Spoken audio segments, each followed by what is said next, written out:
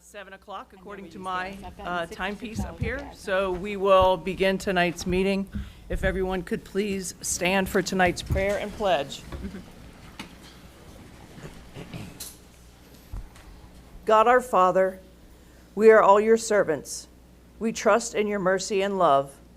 We trust also in your guidance. Direct the meetings of this council of North College Hill to make good decisions for all the people who live in our city. Give all the members of this council wisdom and insight to know what is best for our city. Help us to be fair and just in all our decisions. Bless all of us to do the very best we can. With your help and guidance, we pray this in your name. Amen. Amen. Amen. We'll begin tonight's meeting. I pledge allegiance to the flag of the United States of America and to the republic for which it stands, one nation, under God, indivisible, with liberty and justice for all.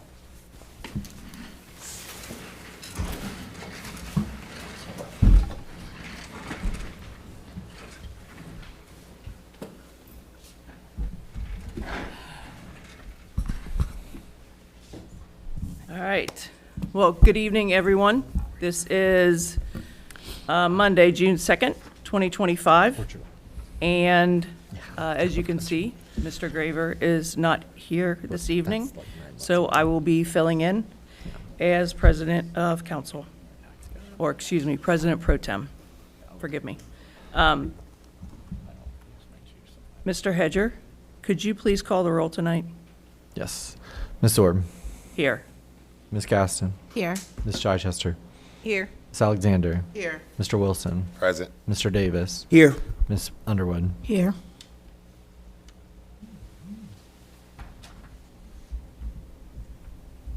Thank you, Mr. Hedger. Members of council, you have in front of you the agenda for tonight's meeting.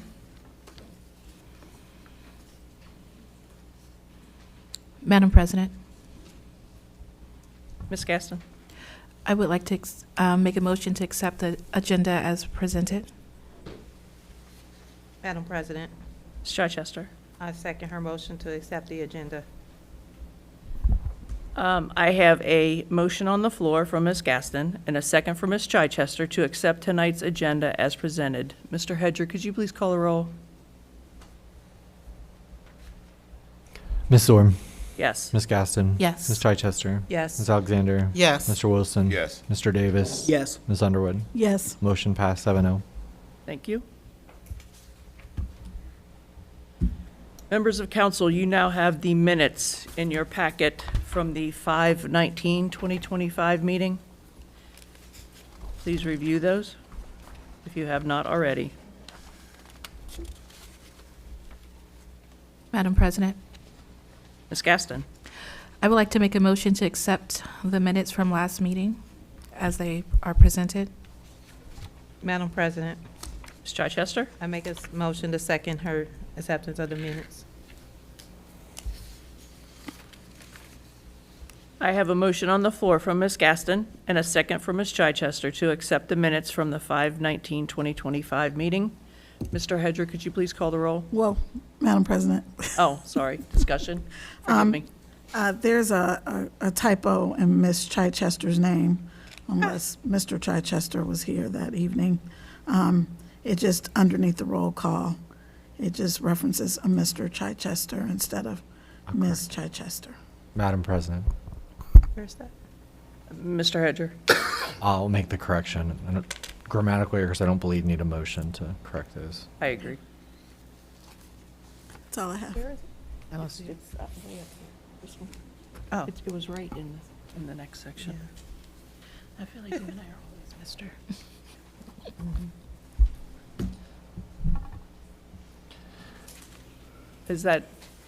Are there any other corrections that anyone's found?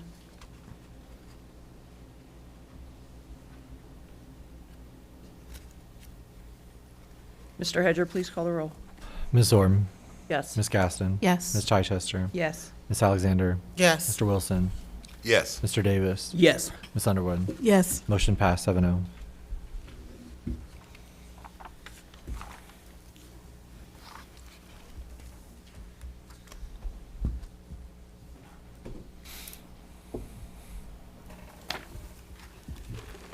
Next on our agenda this evening, we have a presentation from Diane Toll regarding House Bill 29.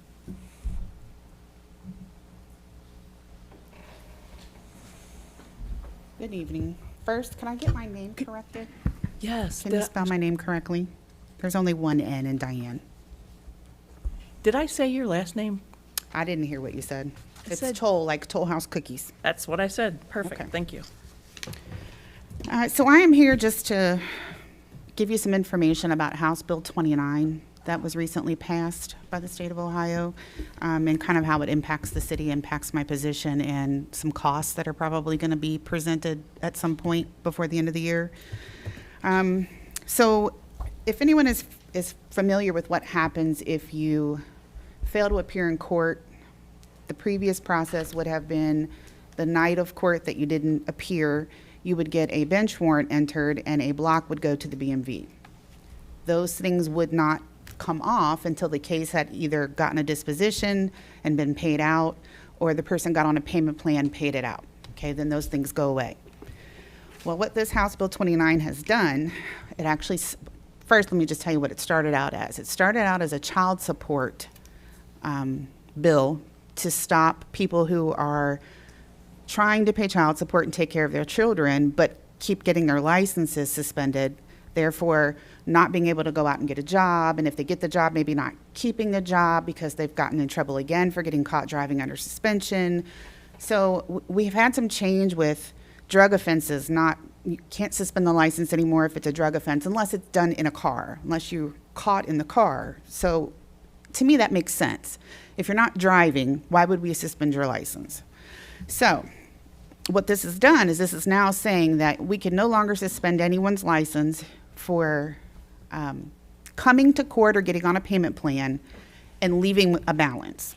So we're no longer going to be able to use that as a tool if you don't pay. That's essentially what it boils down to. Whether it's court costs, whether it's fines, regardless of what those are, warrant fees. So if you guys look at that council report that I usually send out and you see that once a month, you're probably going to see some changes and a reduction in some of those fees, costs, fines that I had been collecting up until now. Because with the House bill saying, hey, if they've got a disposition, no matter how they got it, we can't use the license forfeiture. It also means that I have to give them the 30-day notice. So not like the people don't know they've got a citation, right? You get pulled over, they give you the citation, or if you're charged, you get a copy of the charges. People know they've gotten a ticket. Maybe sometimes in a parking situation, like we have a great need for parking here, so that's kind of one of our larger complaints for service is having our officers respond for that. So maybe not then, because maybe the ticket got wet, maybe it blew off your car, but if you get pulled over, you got a ticket. So what this law is also requiring me to do is now when they fail to appear for court and I've not had any contact with them, there's no payment arrangement or anything that's been made, I have to send out what's called a supplemental citation and give them 30 days. In that 30-day window, no harm can come to them, no fees can be added, there'd be no suspension, nothing happens for 30 days. So essentially I now have to put everything on hold for 30 days, remember or create a path or flow for me to go back after that 30-day window has closed and now charge these folks with a bench warrant and put a block on their BMV account. License forfeitures, I'm not a huge fan of them. I don't use them on a regular basis, but the previous person in this position did. And when the bill came out in April, we were given 30 days to go through all of our license forfeitures that we had ever put into the system and figure out if they were valid. So for me, that was 550 people that I had to look up individually, 11 pages of people. And I had to look to see if any of them had a disposition, meaning they had entered into a payment plan, or even if they put just $1 on their case, they were no longer allowed to have a license suspension. So this has created a lot of extra work, also dropping it on us in April, right? My budget for the year was done last year in August. So I don't have postage built into my budget. I don't have all of the extra costs for the printing and all these other things that are going in. So I thought it would be nice to share, Miss Duke Steen thought it would be a really good idea for us to just talk about it, just so you know what it is. So if you see something that comes over to you on my behalf, that you would know where it's coming from and kind of the why and how it affects us. Do you have any questions? I do. I have two. Okay. So I need to understand, I don't need to. I would like to understand a little bit better about that 30-day letter. So is that, so I haven't had a ticket in a long time. So if I get a ticket today, don't I have like so many days to go to court or whatever? And that, but where does that 30-day notice that is that like after I go to court? So essentially, like if you were pulled over today, the way our officers write, you usually get a good 3.5 week window before your court date would come.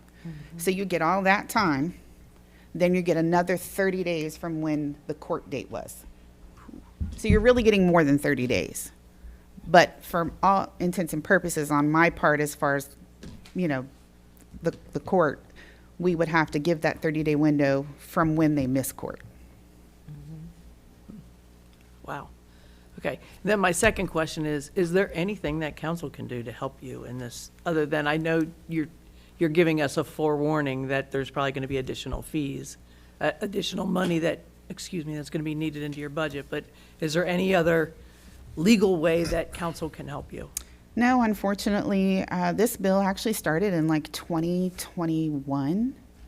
In 2023, it really picked up speed, but it wasn't something that I even got any information on until like March or April. So they just kind of dropped it. Like, I mean, you hear of things on the news, right? But like our whole association for the mayor's court clerks didn't know anything about this until the change came down. And I hear that there's more coming down. I'm just not aware of what that's going to look like. Madam President, Who said that? Yes, Ms. Steen. I think what council can do to support Ms. Toll is, one, make sure that when we have an appropriation, that we are considering all of the extra costs that she will have associated with the new process, and then thinking about how this changes her workload also and her duties and responsibilities. Madam President. Mr. Wilson. So my question is when would this actually affect your office, start affecting your office? It already has. It has. I had to clear those 550 suspensions, or at least look at them. They didn't all get cleared because a lot of people hadn't come to court. But that had to be done before May 9th. That was a deadline. I got the list in April, and I had to complete it in less than 30 days. Madam President? Mr. Davis. Yes. Now, have you seen or heard anything from either Lou Blessing or Cindy Abrams about this? Because if we're mandating work for you, they should be also mandating some pay for you. Otherwise, it becomes an unfunded mandate. Correct? My personal opinion is I like that idea. But that is not why I'm here. Madam President, you can adjust the court cost at court to help offset the cost of the additional postage and those kind of things necessary. So a lot of mayor's courts in Ohio are adjusting their actual court cost to help cover that cost. So it's something that council can do, or actually the mayor can do it actually. So. And actually, if you guys remember, in the past, shortly after I took the office, we left 2021 alone, but in 2022, increased costs, and in 2023, we did as well. So our minor misdemeanor fines are maxed out at the $150 limit that we're allowed to put them at. Parking went from $50 to $100. Warrant fees went from $10 to $25 to $50. So right now our court cost is at $100. It used to be $95, and we are on the higher end as far as what we charge. There's not a lot of wiggle room there.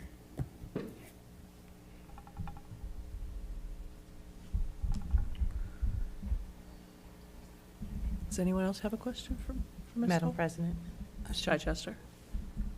So are you saying we're at a higher end, so we don't have the availability to raise it a little more, or? We could raise court costs, but in the event that the person's case doesn't come to court, it wouldn't be impactful.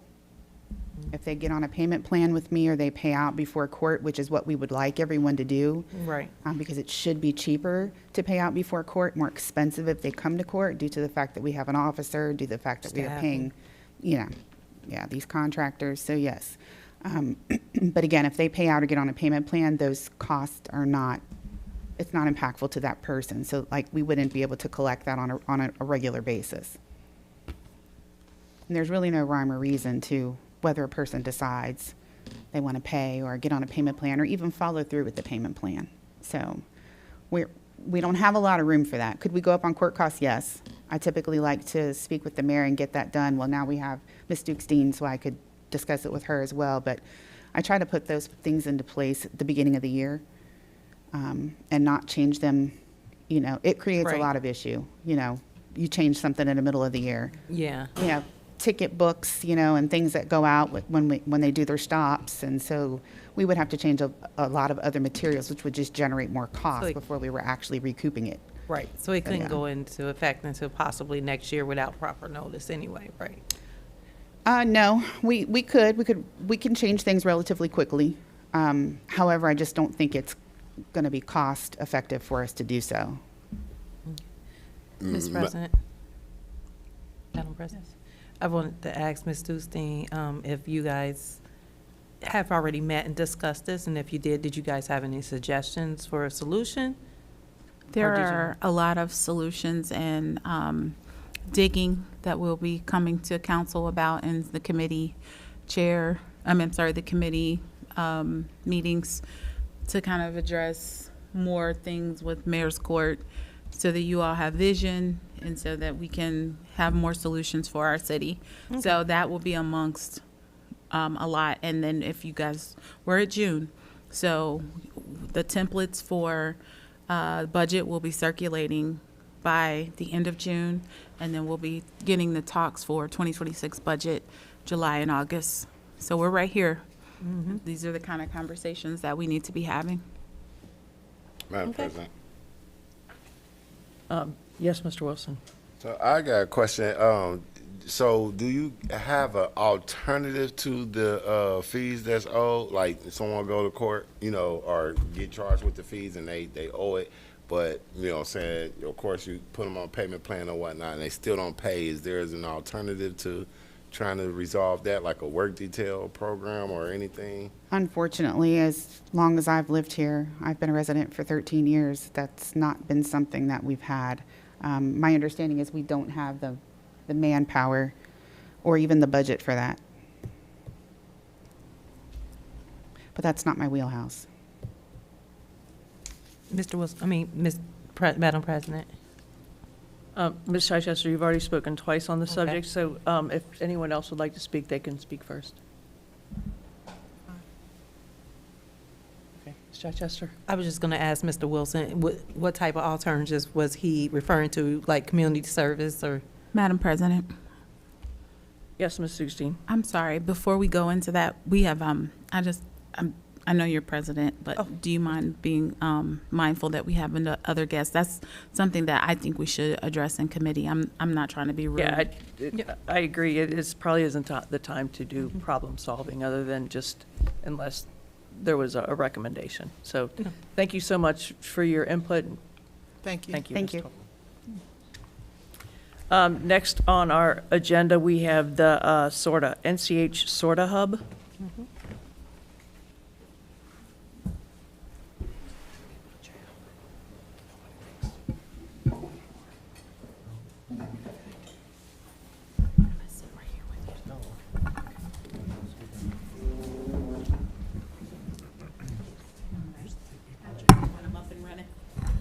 You can introduce yourself. Thank you. Good evening. My name is Khalid Shammout. I'm the Chief Strategic Planning, Development and Innovation Officer at SORTA Metro. Introduce yourself. Good evening. I'm Scott Enns. I'm the Senior Manager of Capital and Transit-Oriented Development Projects for SORTA. And thank you for having us tonight. We're really excited about this. We did address the previous council a few years ago. When you were at the other location, we had a relationship with Ron Mosby, who had the council and the community had the vision of having a transit center in North College Hill to really provide better access to jobs, to schools, entertainment, and better quality of life. And when we passed the levy in 2020, we made a promise to the community that we will be improving transit for the entire community in Hamilton County, whether it's the fixed route service, the big buses, or paratransit, or other new modes of transportation that we have since introduced and are introducing new ones, but also to provide money for improving the infrastructure in the communities around the county. And from day one after the levy passed, we really went out to work, even though it was COVID. In 2021, we converted 7 routes to run 24 hours a day.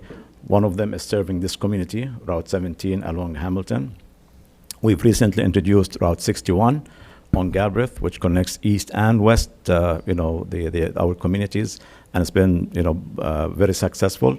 We've also improved the frequencies on Route 17 and other routes that serve the perimeter of North College Hill, such as Route 16 and so on.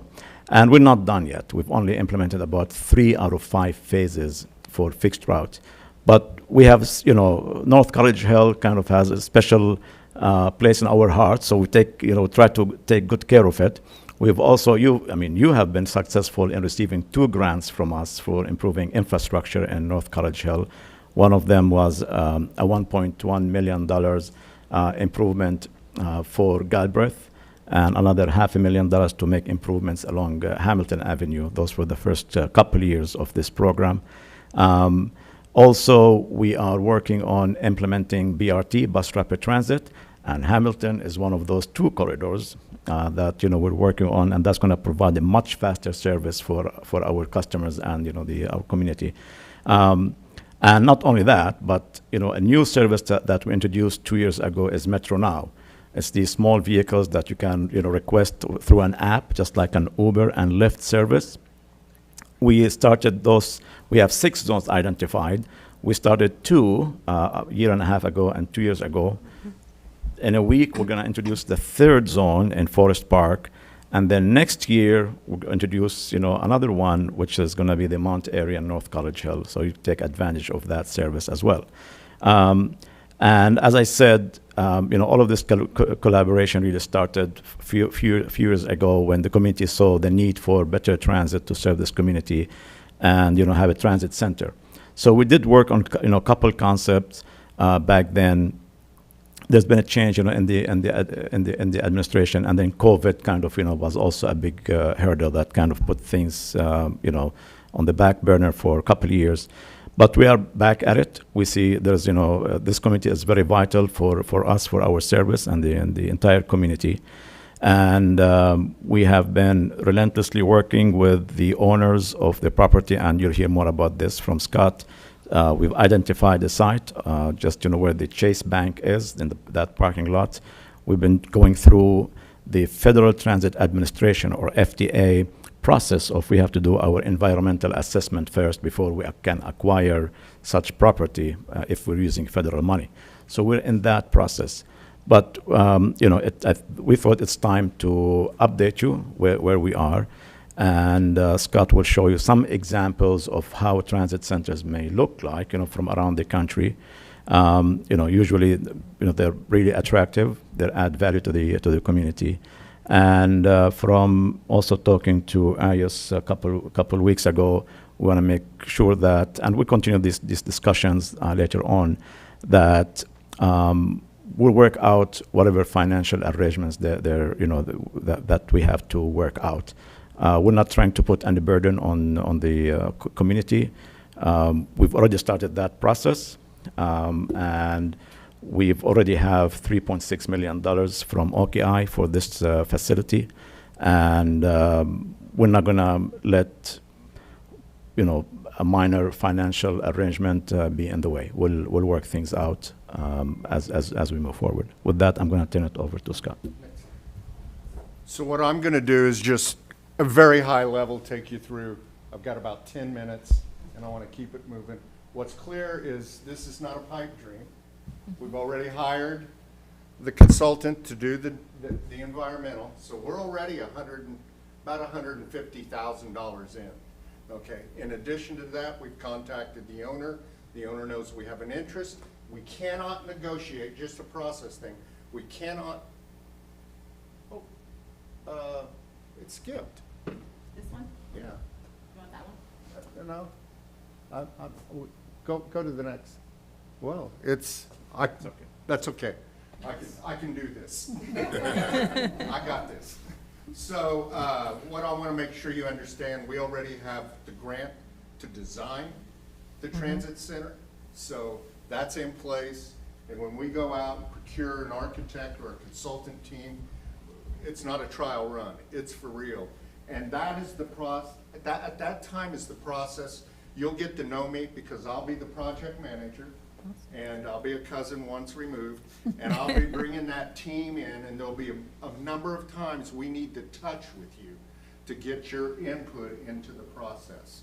Now, let's go back. So what we want to make sure in our transit center is that we have great vision, zero depth, or zero vision. We don't want any obstruction. Excuse me, sir. Safety is Sir, could I get you to talk into the microphone, please, so the I'm people sorry. online can hear you? Sorry. Thank you. Safety is utmost. That includes you get all the technology, the cameras, all the security. We have an on-site building that is for our staff to utilize with restrooms. They're not public restrooms, they're for our staff. But there's a number of those goals and objectives, connectivity, Uber, rideshare drop-off, park and ride. Those park and rides always come with EV charging stations with them. So there's a number of those items that we bring with us. I want to show you a couple, and we don't have a preconceived idea what this would look like. We don't know if it's going to have one big canopy or a multiple canopies, but we're looking at probably something in the 6 to 9 bays for transit. You heard Khaled talk about Metro Now. This will be utilized also by Metro Now as something they call nesting, because let me tell you, you have a lot of trips in your community to the Kroger. I mean, we take a lot of people there, a lot of people to health appointments in the area. So this is Government Square, which is a project we currently have moving towards the refresh, which is kind of a rebranding, renew of it, and we're making improvements to, you can see, this is just an example. If you look in the bottom, and I'm not going to go into the weeds here, but you can see in those pictures the before and the after. Currently, right now, we have planters, we have trees that block the vision. This is literally set up so that CPD can drive by and have a clear line of vision. They don't even have to get out of the car, because we want to bring safety is important, and we also want to bring a placemaking, which is important, and we want to bring value to the community. So this will be going out for bid. The drawings are done. It'll be going out for bid, and you can see some of the amenities that we add to these. The covered boarding platform, windscreens so that people are not getting rained on. They're always ADA compliant. Seating, we bring, as I said, the technology, which is the ticket, the wayfinding, and all those other items. And that here you'll see. Well, it doesn't really show. We'll go to the next one, but there's opportunities to bring in community. We don't use community arts anymore, but community enhancements. Current administration is not fond of community art. So it's community enhancements, which help tell the story, and this one would be specific to your community and specific to your identity of North College Hill. That can be history, it can be forward thinking. There's a number of ways we do that. This is North Side, which is our second busiest transit center.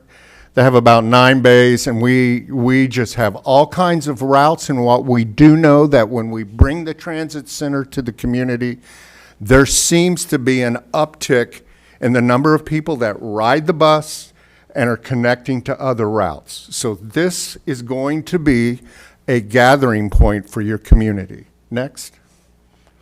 This is one that I'm working on right now. Matter of fact, in the week after next, I'll be going to Walnut Hills.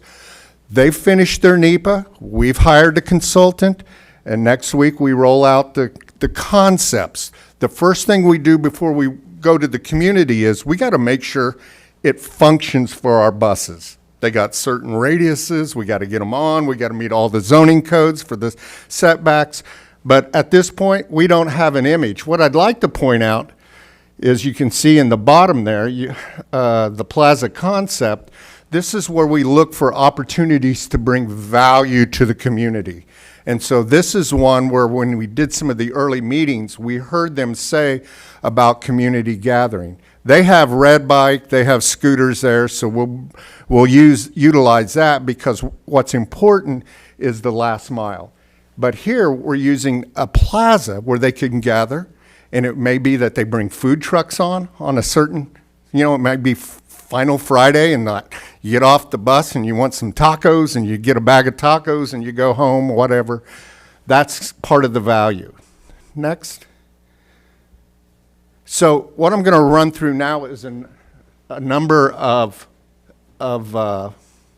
transit centers to show you the possibility of. North Side, if you're familiar with it, it basically has a little shelter for every bay, and it's split on either side. So it's a two-way transit center. This is an example of where it's one-way.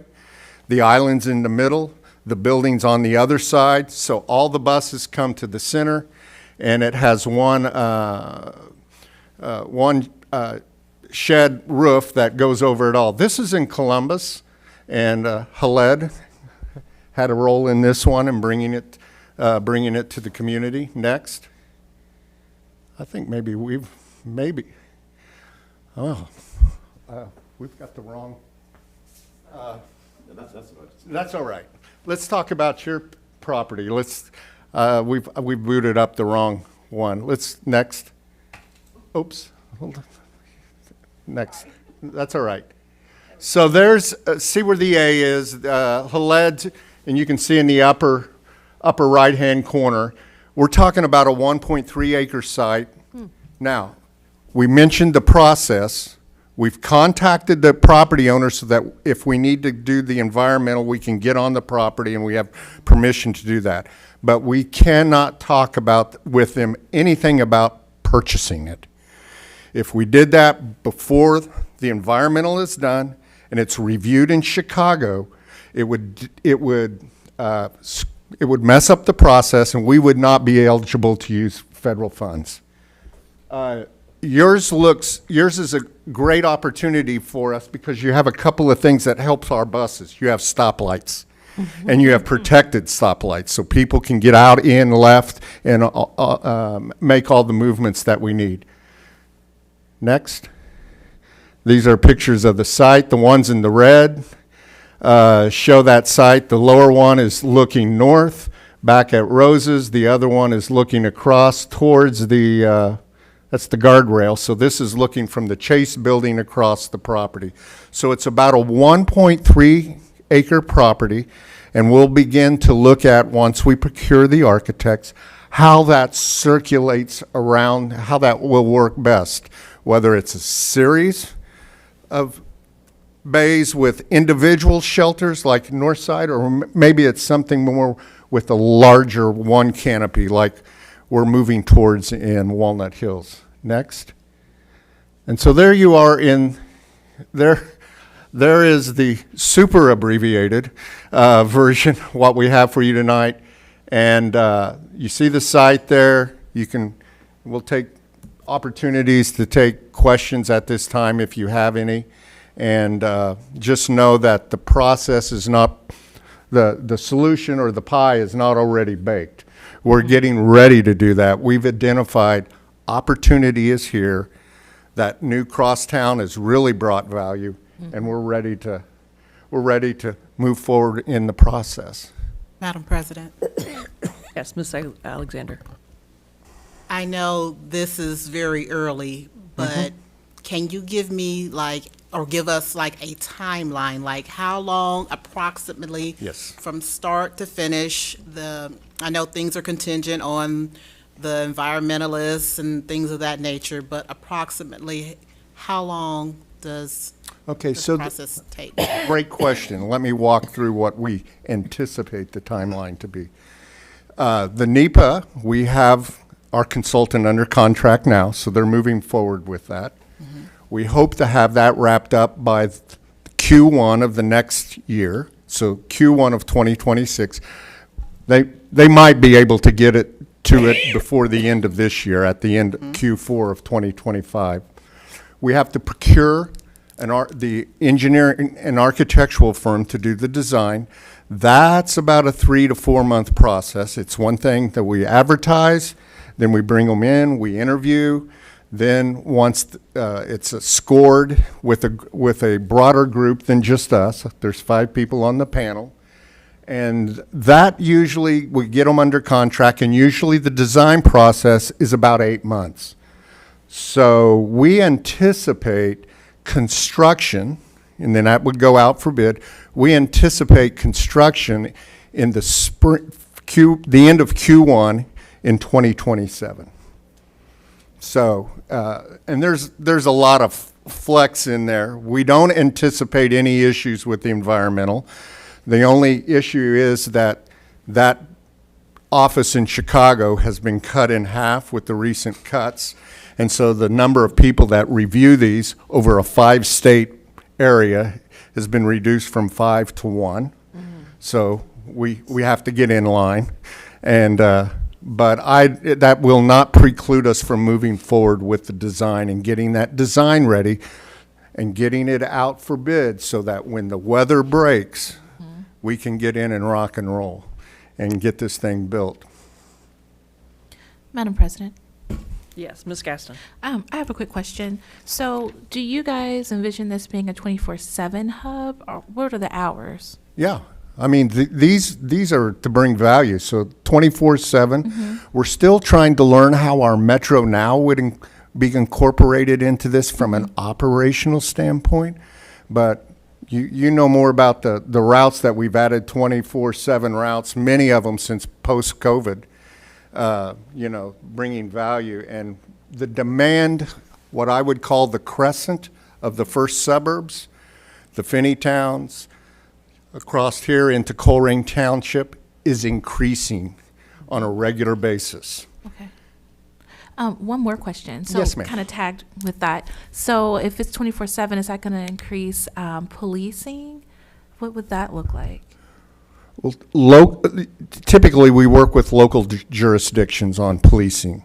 Okay. We do not, at peak times, we often have off-duty Cincinnati CPD that, for example, Government Square, we have off-duty officers.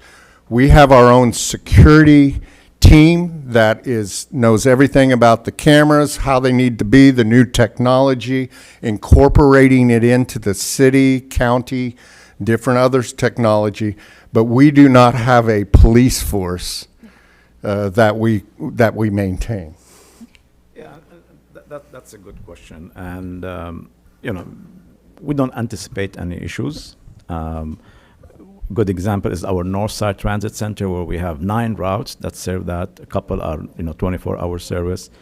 And we don't have a police presence there. We have police who sometimes ride the buses randomly. Supervisors also, tour our facilities once in a while. But we don't have a 24-hour police presence there, and we don't have any issues there. And we hope and we expect the same from this community as well. Awesome. Thank you. Sure. Our buildings, the small building that we build is typically 2 comfort stations for our drivers. Also, it will have a mechanical room and the IT room, but now we are adding into that if there is ever any legislation that changes at the State House that says that that could potentially in the future say that we need a presence. that building is big enough that someone could be in there and have a complete zero vision with obstructions to all the platforms, plus there would be a monitor screen in there. And typically, if that was to happen, it probably would only happen on a peak time. That's not what we do right now, but we're planning for the future in case that was to happen in the future. Good plan.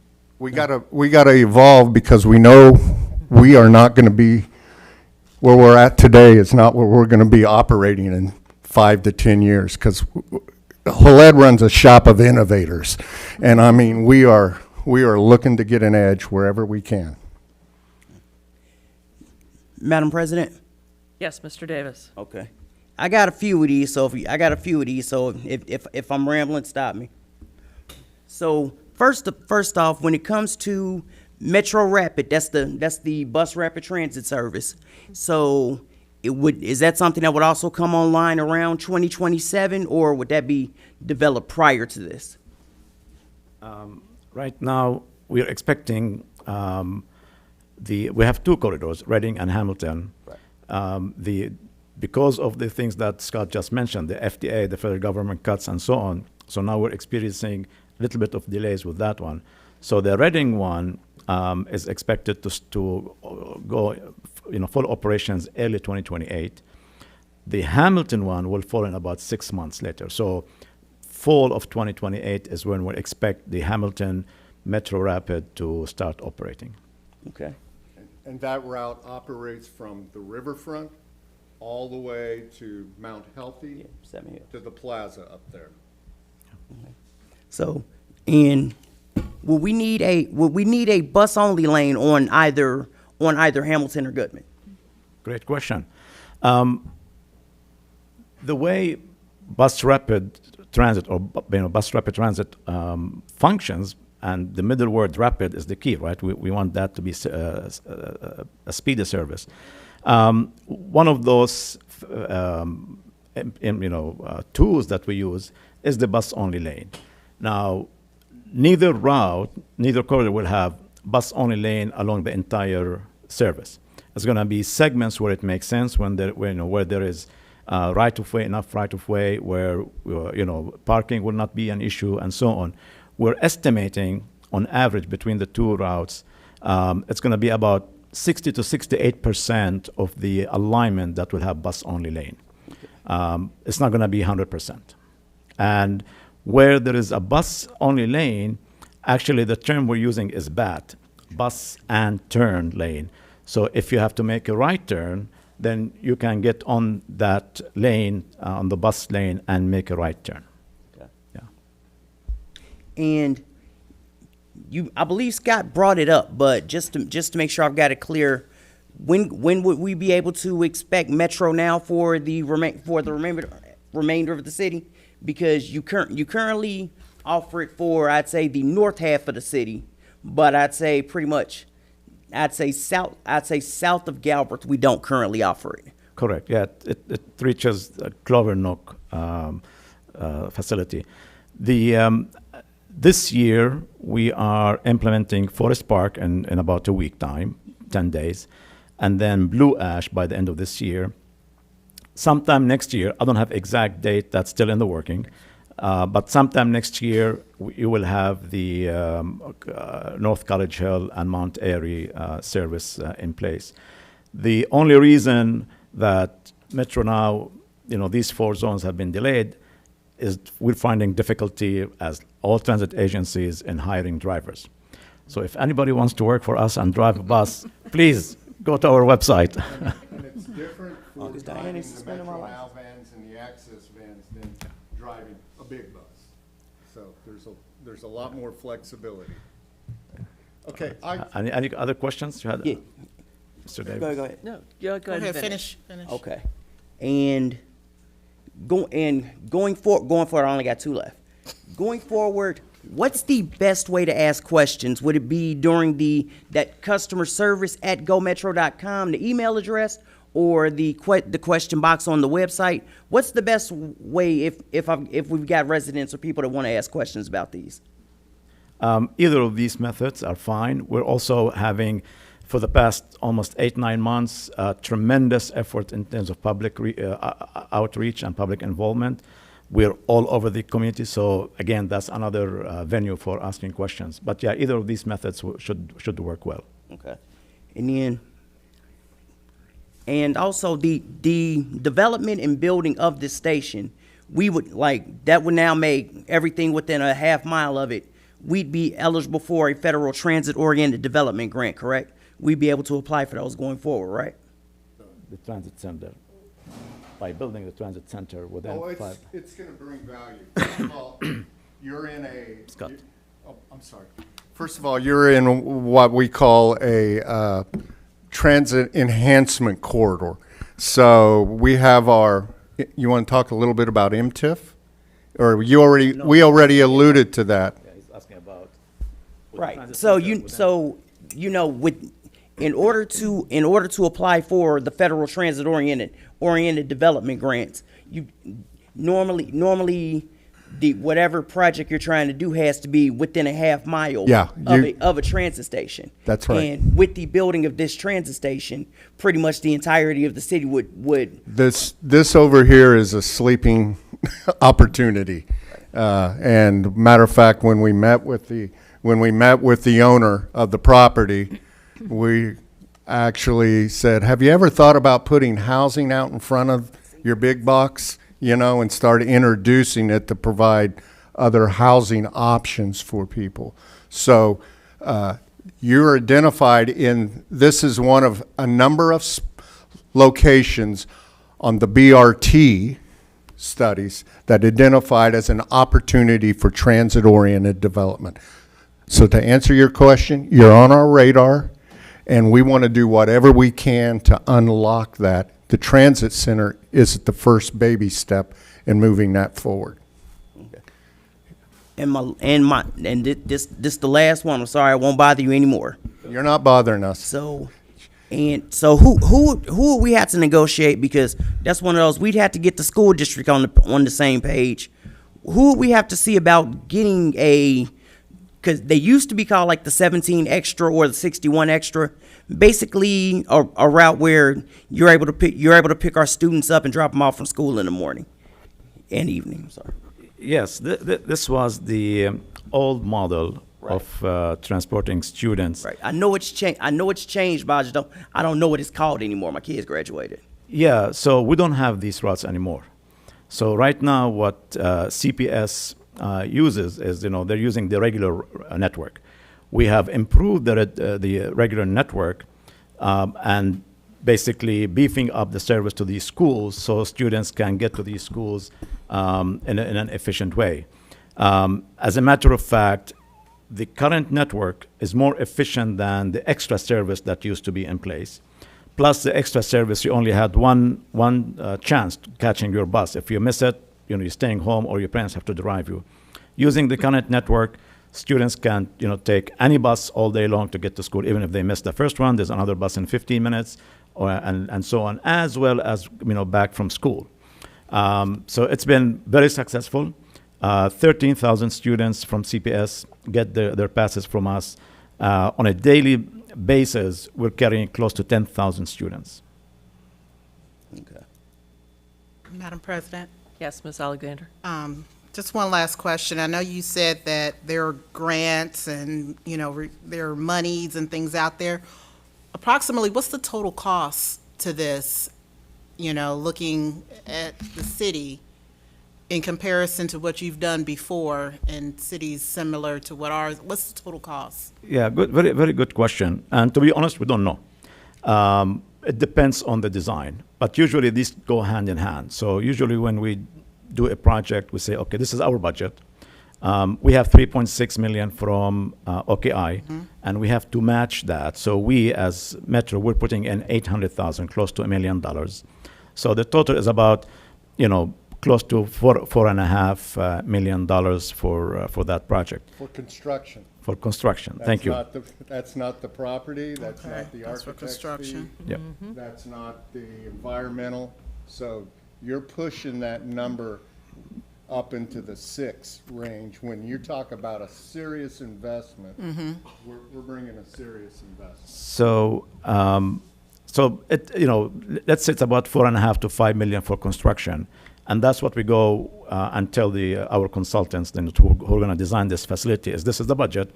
Design something within that budget, and then we'll have something like that. Originally, for maybe close to 5 years ago, when we first applied for that grant, when working with Ron, the idea was, for North College Hill to put in some money, about $400,000 or $500,000 towards the purchase of the property and so on. Now we know things have, changed since then, with COVID and so on, certain constraints, and we understand that. And as I said earlier, we're not going to let $400,000 or $500,000 stop this project. So I wouldn't be concerned about that. We'll work it out to lessen the burden. Our goal is we want to build this transit center, and we value you, and you are a partner in this project. And I'll just leave it at that. Yeah.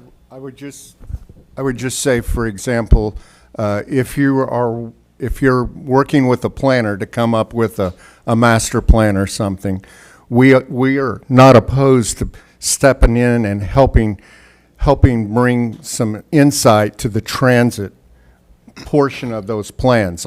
Matter of fact, I'm dialoguing regularly with our friends in Mount Healthy who are going to do a streetscape improvement. So we don't want to duplicate, if we're bringing BRT up there, we're going to get everybody's timelines, everybody's dollars stretched, because there's things that BRT brings where that station is that we repave it, we put our pads in, that's not on them, but also how the park and ride works, where people are parking so that they can be close to the stations.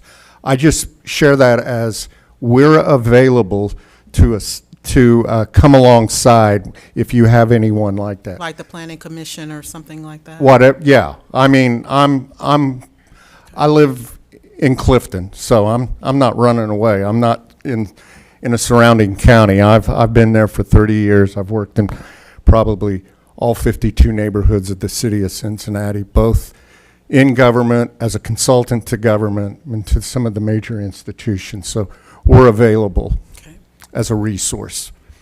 And the other last point is, because Walnut Hills is moving on right now on theirs, we're really going to have a good handle on cost and materials in this post-COVID world.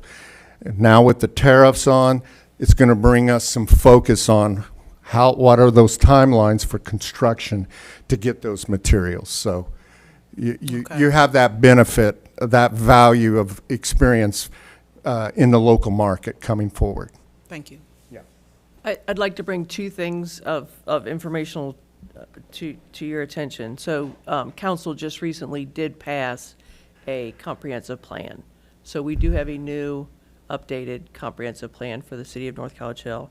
And another thing that I heard you talking about, the planning, so our planning commission meets this Wednesday at 4:45, if you are interested to talk to them. And they meet right here in the same room.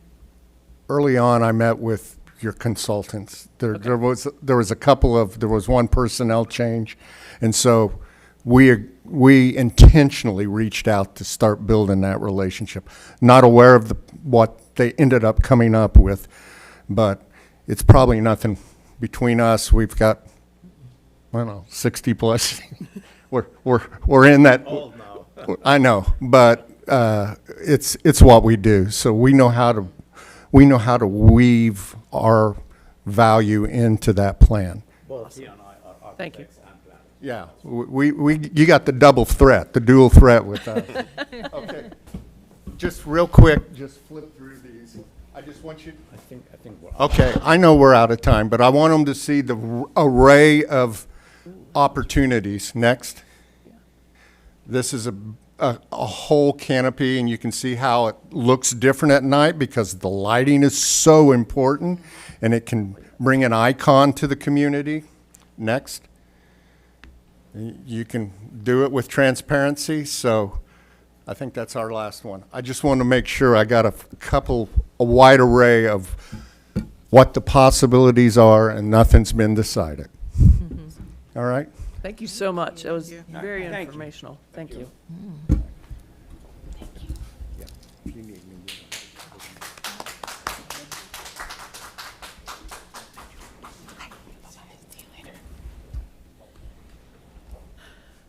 Next on our agenda, we have communication. Mr. Hedger, do we have any communication this evening? Thank you, Madam President. I did want to make council aware that I will be out of the state for the next 3 weeks, starting next week. So if there are special meetings or special meeting requests, I asked Mr. Graver, and he said to reach out to him to handle those requests and postings to the website or to the buildings. So just to make you guys aware. That's all. Thank you, Mr. Hedger. Safe travels. All right, now we have our council committees. First up, we have City, Community Development, and Recreation. Madam President, Yes, Mr. Wilson. City Community Development Recreation, we actually met on 5:30. The 5:07, was it 5:30? Yeah, it's 5, I have 5:30. Because I wasn't here, so it's 5:17. I Okay. typed it up on 5:30. Okay, that's cool. All right, but the I typed it on 5:30. Okay, Because I wasn't so, here. so we have 5:17. If I'm correct, these minutes were not available for me at our last meeting, so I do now have them here. We had a update on the welcome letters and baskets. We had a conversation about the Metro Transit.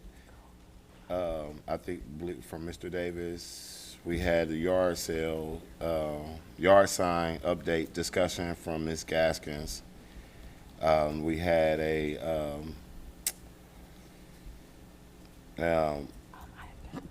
Fourth of July, not 4th of July, but Juneteenth discussion about funding.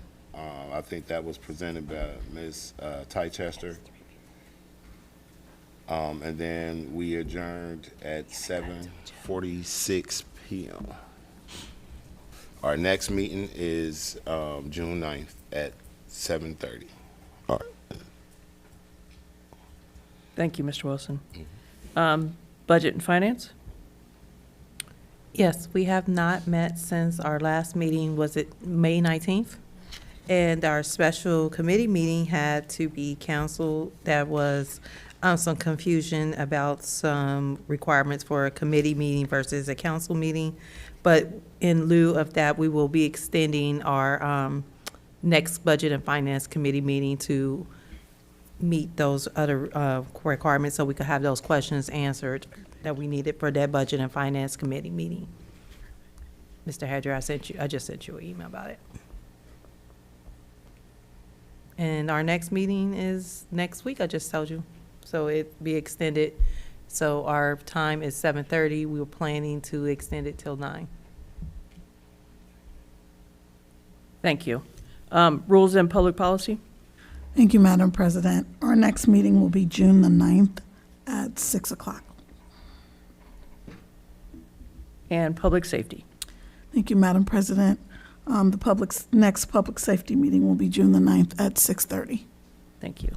Are there any ad hoc reports? Yes, Madam President. I sent the Charter Review? Charter Review Commission report in writing to everyone. I hope that you guys understand it is basically the same thing that I did provide an oral report, but I also provided it in writing.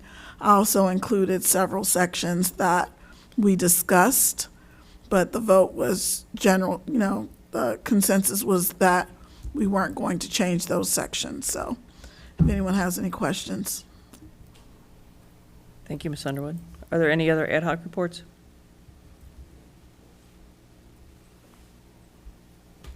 I have a question, Madam President. Yes, Ms. Chichester. This charter review that you sent today, is that going back into committee so we have discussion with it? It doesn't need to go back to, I'm sorry, Madam President. No. Actually, I was planning to assign it when we get to new business, just so that, I know I read the review and I have questions. I don't know how else to ask them. I just thought maybe we could talk about them in rules and laws. We can, that's fine. Is that okay? Yeah, that's fine. Thank you. Yeah, that's fine. That's all I wanted to be able to, because I know we just got it and I haven't had a chance Yep. to. Thank you. Absolutely. Any other questions? Not right now. All right, we're going to move on to administrative reports, and I'm going to take a little personal privilege here and change it to the law director, because I know he has to leave early, so I just wanted to give him an opportunity to talk in case he had anything. I'm able to stay a little bit longer because I didn't want to leave here and then wait there. So I have Okay. them texting me when they're almost ready for me. right. So you can go on your normal if All you right. want. Yeah. Perfect. Thank you, though. I appreciate the accommodation. Absolutely. So next we have the mayor. She is not with us this evening. Madam President, Yes, Ms. Stugstein? do you mind if the finance director goes in place of the mayor, only because she has a topic and she also has to go? Absolutely. We'll do the finance director next. Ms. Stevens, not? Good evening, Council. How are you all this evening? I'm well. Just wanted to come back around. We did have discussion around the RETA and the subpoena program. We gathered all of that amazing information. We come to learn that, number one, the subpoena is an administrative. I want to confirm that it is an administrative subpoena. It does not go into the court systems. Okay, because there was a question of if it did get to a court situation, whose court would it be in? I have come to learn that that is actually a third level of engagement.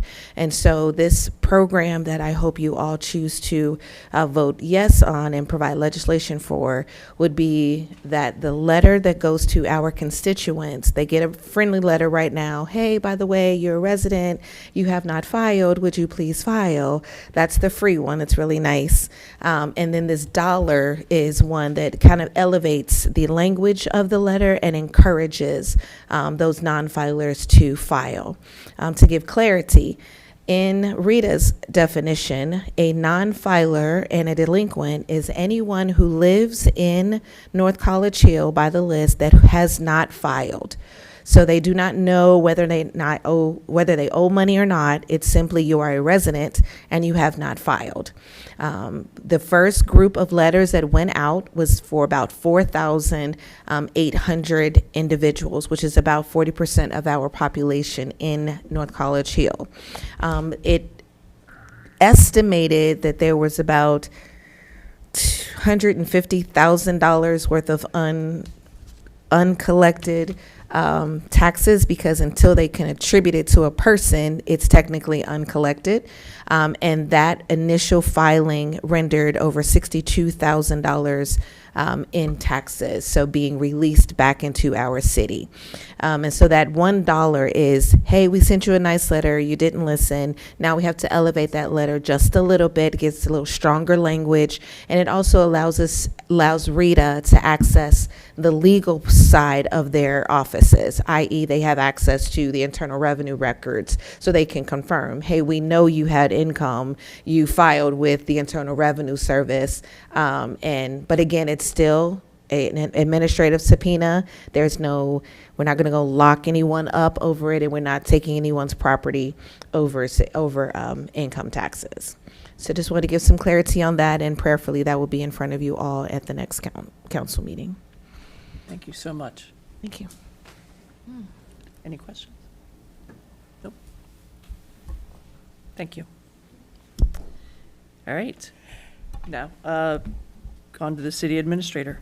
So I'm going to piggyback on that, which is also kind of why I wanted her to go first. So the 40%, yes, it's 4,000 people, but that's over a number of years.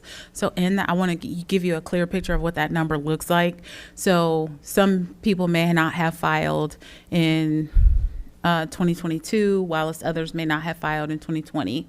And so that for 100,000 citizens who are considered non-filers range across a set amount of years. So I do think that it is extremely high. 40% is extremely high. However, do I think that that is 40% on every year? I don't believe that we got that data.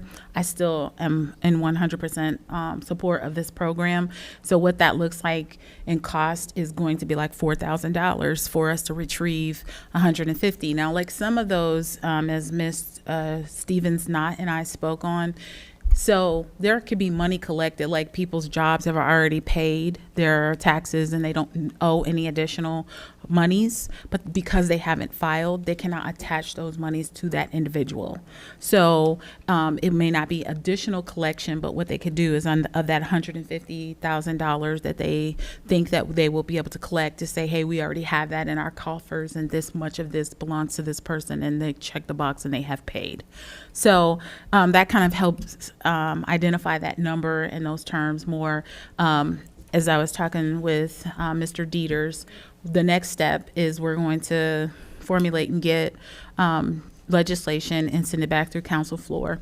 This is something that we would have liked to have had today, but we were still collecting information from Rita because there was a lot of back and forth conversations and just us saying the right things to get the right answers for our city, because we don't want Hamilton County to go filter through their courts, but we do want it, if we had the opportunity, to come through mayor's court so that we can have the most benefit.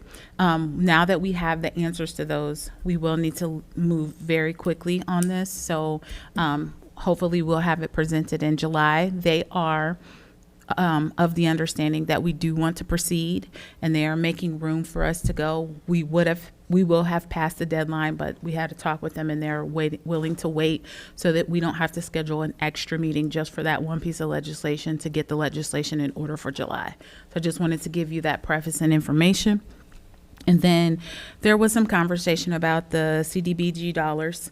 So thinking that we were past the time in terms of putting a public hearing on the schedule in case we wanted to redirect the dollars. So I had been trying to reach CDBG, and the two contacts or the support staff that was on our account, they both no longer work. That came as a result of the beginning of the year and the political changes, and so they are no longer with them. And I kept calling, I kept trying to get, I did know that we had until the end of June, but I was like getting nervous because I was not able to make contact via email, via phone calls, and finally I was able to reach somebody calling one of the old numbers just repetitively, and one of our new person reached out to us and said, because of that, we do not have to worry about time. We do have to be diligent, but they knew that they had those internal factors. A lot of people who were recipients of grants had the same issue. So we will have more time. We just need to keep meeting with them. I have my first meeting with her Wednesday, and we will keep that. So as that comes along, I just wanted to give you an update. So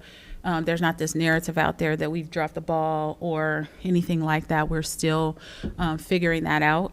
And then the welcome baskets, I know you guys are working on that, but I was hopeful that our commitment to get the welcome baskets out from council, I don't know if that was a council ask or just a city ask coming through council. We have a lot of people, like this Rita thing is something that is very vital to people moving springtime, summer. There is a lot of buying and selling of properties, and so that would be a convenient time to kind of let people know what they need to do when they come into the city. So I just would ask if council would, do their part to move on that quickly. And then the model zoning code. We had talked about this in the committees, but I have an update on that. So there was an ask that we go through Hamilton County's free program. And so I had said to you all, hey, we're working on the civil service updates because it had not been updated since 1987. And we wanted to address that first. But simultaneously, with the ask of some council members, I reached out, I met with them, and they actually suggested that we do both and. We work on our specifics, and then we go through them and their process to help us out in any of the spaces that we, quote, haven't thought of. We're not perfect. We're not going to think of everything. They already have a model zoning that they're going through, so I would like to see us do both and. I wanted to kind of let you know that if we go through their process, it seems like it would be quick, but he said that it would be at least 6 months to a year out. So for us to work on it ahead of time kind of shortens that, and they get the opportunity, and then it tailors it to what we specifically need in North College Hill. And it's also free, so I would like to take them up on the offer to do both and. That is probably the best outcome for North College Hill. So again, we will need time to finish up the civil service requirements. We're working on that. We were able to meet Chief Cheney and I and a couple members of the fire department. We have divvied it out and are diligently working on that. From there, we will pass it on to the Civil Service Committee. They will review it, and then that will look like come back before you all to also vote on it. So I wanted to give you an update on that. And then Chief Cheney and I both looked. There is the 911 final plan. I had asked Ms. Underwood to put it in her committee. That's something we also need to move on. I've been looking for a deadline. I don't necessarily see one. He hasn't seen one, but I think both of us had in our mind June. There were so many dates floating around. Maybe we just remissly attached it to that, but I'm going to be hard pressed if we may have to put an extra meeting on for that. If we do, then I'll move up the Rita stuff as well. But I just want to kind of prepare you for that. We've done our best. It should have been in the committee, so we can kind of, we already have a model of what the legislation should look like, but you all have to talk about the details before we can just put it onto council floor. And then the last but not least is, well, two things, just to welcome all the new exciting businesses. As you see, Dunkin' is doing their trial run. I don't know if you guys were able to see that the Mexican food market sign is up, and also the furniture store sign is up. So that's exciting. And I want to also just slightly touch on this with Metro when I met with them. So there is a city buy-in. Don't want to blindside you by that. We will talk about that in the coming months as we get more information from them. They were able to answer some of my concerns. Some of the things that they did not touch on that we talked about in our meeting is, it could possibly have an electrical hub, which brings foot traffic to our neighborhood. There is opportunity for economic development, which is also a wonderful way to bring new things to our community. This business district here amongst Goodman is something that we have wanted to develop for a really long time. This gives us an opportunity to have a spotlight on that area. I've already talked about some programming that would happen with the police as it pertains to that, and Metro and I kind of kicked around some thoughts as it pertains to that as well. And then so I just want to kind of get this idea that, transit is in some spaces the haves and the have-nots, as I would like to, refer to it.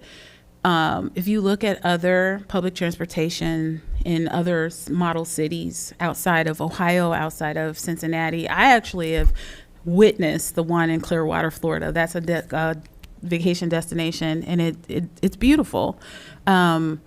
And changing the narrative of public transportation is not if you have a car, it's just you drop your car off, you let it charge, you run to the grocery store, you come back. There are so many different ways to look at it. It's not just individuals who don't have a car. There's also people, when you bring transit to our city, that increases where people can come and be employed. And so people want to be plant places where their employees can easily be on the bus line. So I just wanted to also put that out there. And then the last and final thing is your computers. Did you guys give it any thought? And if not, let's just put it back in kind of maybe decide in committee so that we can move forward. And then that is all. So I'll respond to a couple of those. So the answer to the computers is yes, and I talked to Ms. Underwood prior to our meeting start tonight. So I was going to make a motion in old business to handle that.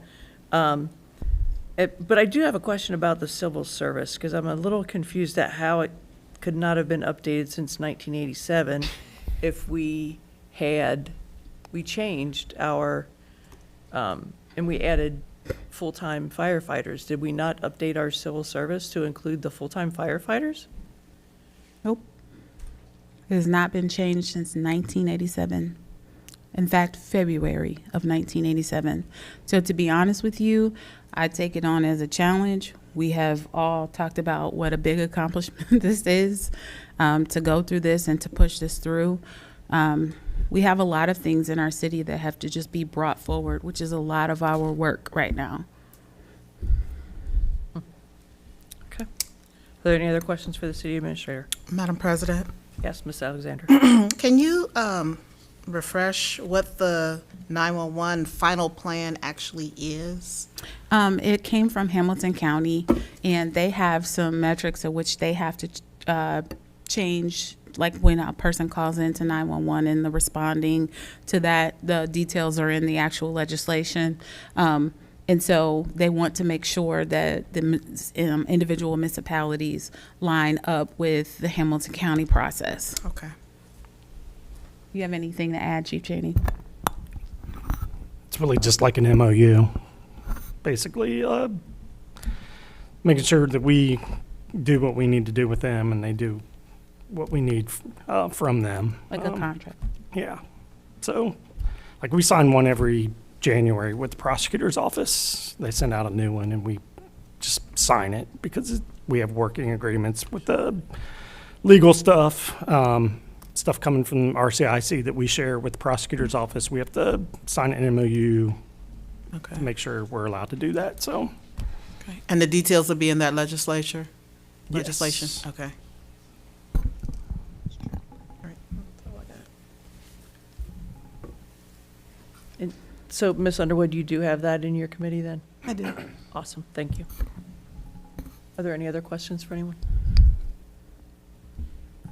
All right. Madam President, Yes, Ms. Dixon. I would say one caveat, and Mr. Dieters just brought this to my attention, which I definitely agree.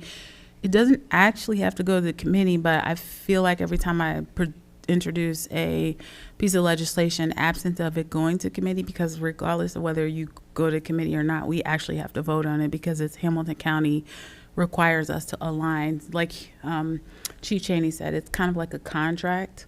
This would be one that would actually circumvent committee and go straight to council floor.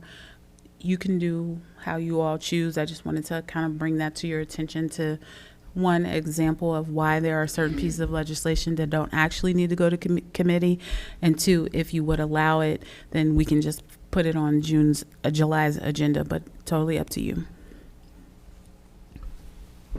Well, my opinion would be we have a committee between now and then anyhow, so why don't we just discuss it? I mean, because even like Ms. Alexander had a question about it, so I think there's no harm in letting us discuss it for a minute and get a better understanding of what it is, and Okay.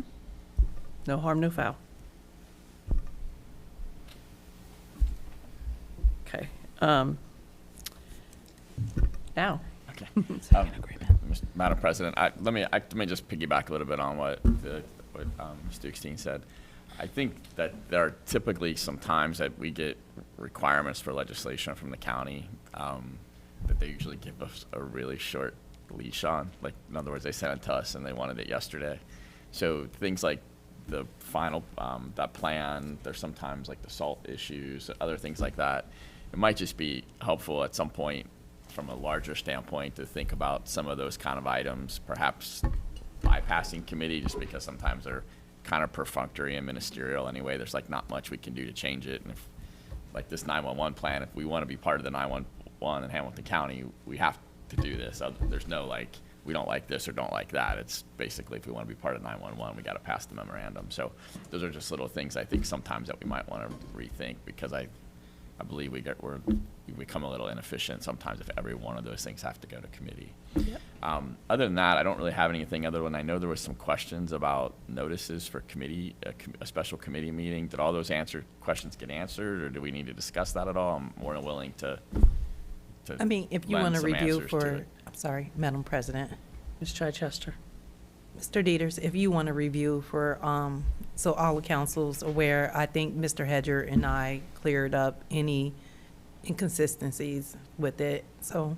Okay, was the question about whether or not if you had a special committee meeting, you had to follow the same process for a special council meeting that's in the charter? That's not true.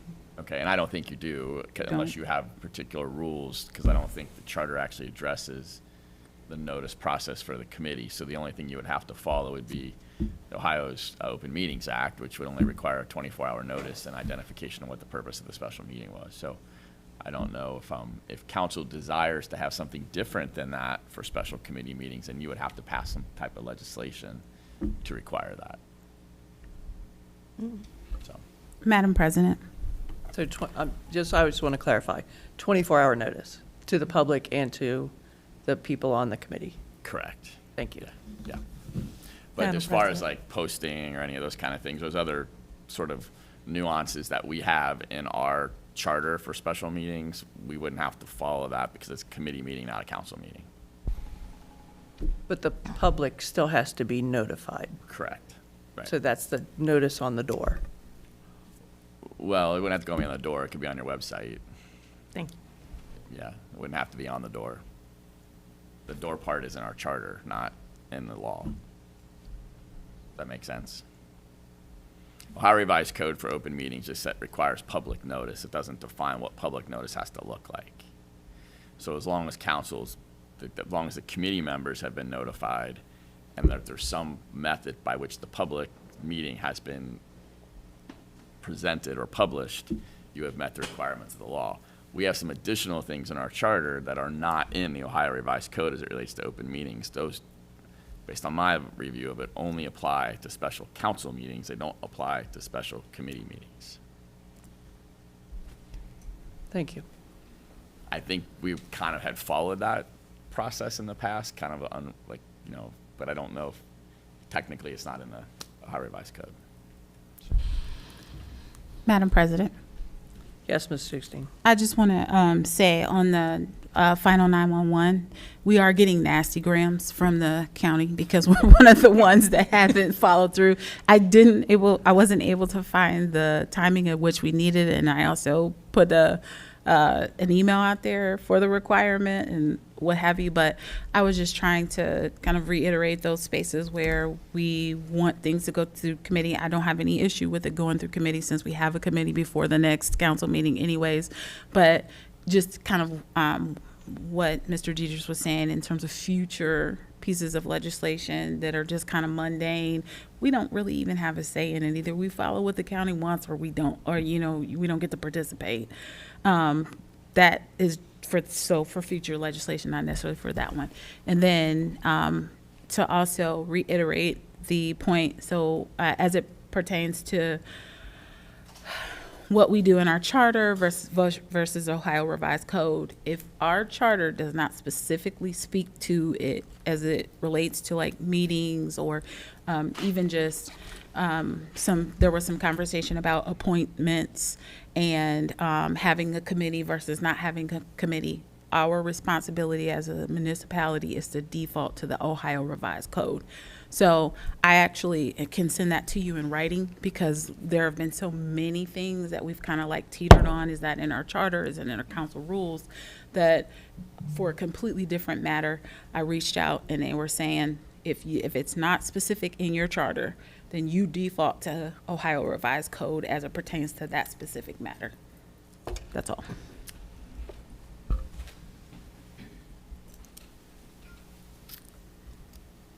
All right. Next up, we have the call of members. And I think I'm first. So the only thing I don't have anything at this time. So next we'll have Brielle Gaston. Good evening, everyone. I would like to thank Ms. Toll for educating us on House Bill 29, as well as SORTA for their thorough presentation. That was excellent. I really enjoyed that. Just for everyone in the neighborhood, be encouraged. We have about 18 days until we are officially in summer. Keep in mind we are going to have our young neighbors walking the city and having fun, so please be on the lookout for our tiny tots. As we all know, we as council members have a multi-million-dollar project ahead of us, with the 1500 building continuing to be a hot topic. I wanted to share a piece of advice to my peers, administration, and the citizens who are watching, reading, or attending. A wise man taught me that during a discussion, we should wait before speaking. WAIT stands for, why am I talking? We have become thank you. We have become accustomed to hearing when people are speaking and neglecting to listen, to seek first to understand before being understood. Why are we talking? This is for Facebook. This is for in council meetings. This is in our marriages and relationships. Is it to seek real understanding? Is it to further us into progress? We should continue to work towards improved communication and coordination. We should wait and ask ourselves if what we are about to say will feed the conversation in a positive way that fosters success and launches us as a city into the correct direction when making big decisions for all citizens in this city of North College Hill. Be inquisitive, y'all. Wait before giving a clever clap back and encourage positivity. And that's it. Thank you, Ms. Gaston. Ms. Chichester? Absolutely. Thank you, Ms. Gaston. That is, could not have said that better myself. I would like to welcome, we have a new officer to North College Hill. Officer T.J. Johnson was sworn in this afternoon, and he's not here at the moment, but if he's out there listening or watching, welcome to our city. Welcome to the new businesses that we have in our area. I personally cannot wait to get some munchkins. I don't know about you guys, but that's my jam. And also, sort of riding public transportation is not just for one group of people. If you ever use public transportation to get to a bingo game or to a Reds game, it is the best option. I've actually used it myself, and it's so much easier than driving, parking. Remember where you parked? I get turned around downtown so many different streets. And that's all I think I had on my list. Thank you. Ms. Alexander? Good evening. I'd like to thank SORTA for the wonderful presentation. It was very informative and inspiring. I look forward to seeing more information. And also Ms. Toll for educating us on the bill. I didn't know all the details of it. Of course, I've heard of it, but it was very informative. I'd like to also thank Donna Bruner for placing the flags for the Memorial Day service. It was a wonderful gesture. I had a neighbor actually reach out to me and ask who had did it. And, you know, I told her, and she was like, well, can you get her address? I would like to send her a card. Mm-hmm. So, Ms. Bruner, your accomplishments and your blood, sweat, and tears, it isn't going unnoticed. I didn't know we had a new officer, but welcome to the neighborhood. I'd like to thank the new businesses that are coming in. I look forward to attending. And also, I would like to thank Ms. Gaston, not only for that wonderful talk that she just gave, but just for allowing me to bounce off ideas. You know, it could be at, 7:30 in the morning. It could be at 10 at night. We'll get on the phone and bounce ideas about, enhancing the community, what we can do to improve relations and stuff like that. And I just want to thank you for that. My pleasure. Thank you. Madam President.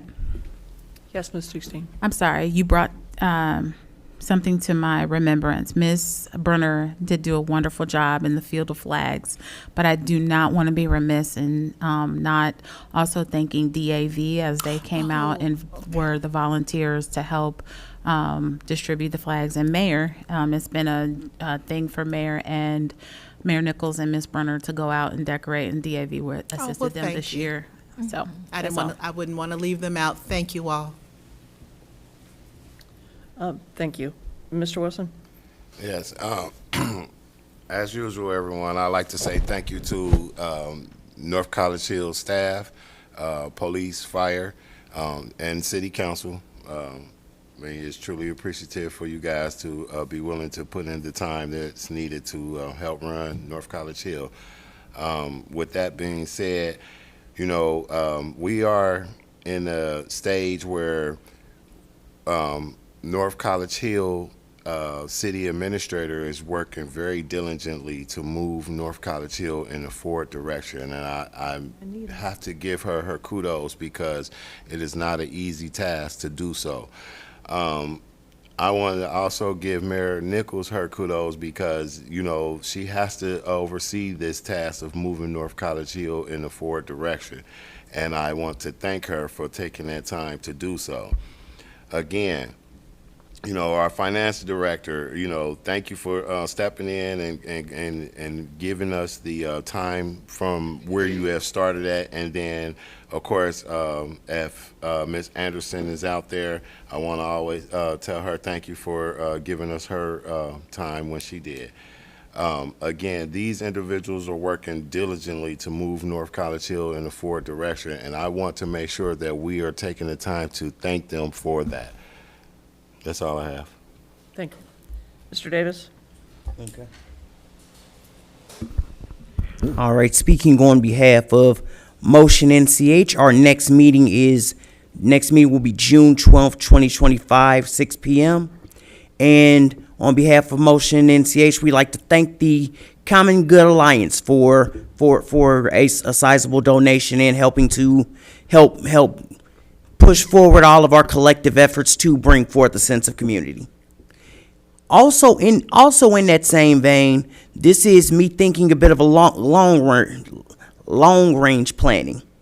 So we have a milestone birthday next year. Next year will be North College Hill's 110th anniversary. And I'm interested in, you know, meeting up and speaking with people. I like to do an oral history of the city because we don't necessarily know where we're going without having enough knowledge of where we're from or where we've been. So I like to start that. Like I said, that's not a quick project. That's going to be something that we take going forward. I like to do an oral history where we document the mindsets and the perspectives of everybody who's been here as we pave the way for the future. Thank you.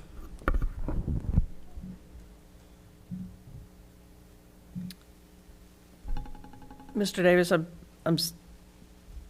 trying to understand how are you going to find participants for the oral history? Like, are you asking for people to contact you, or what? Can you use more words?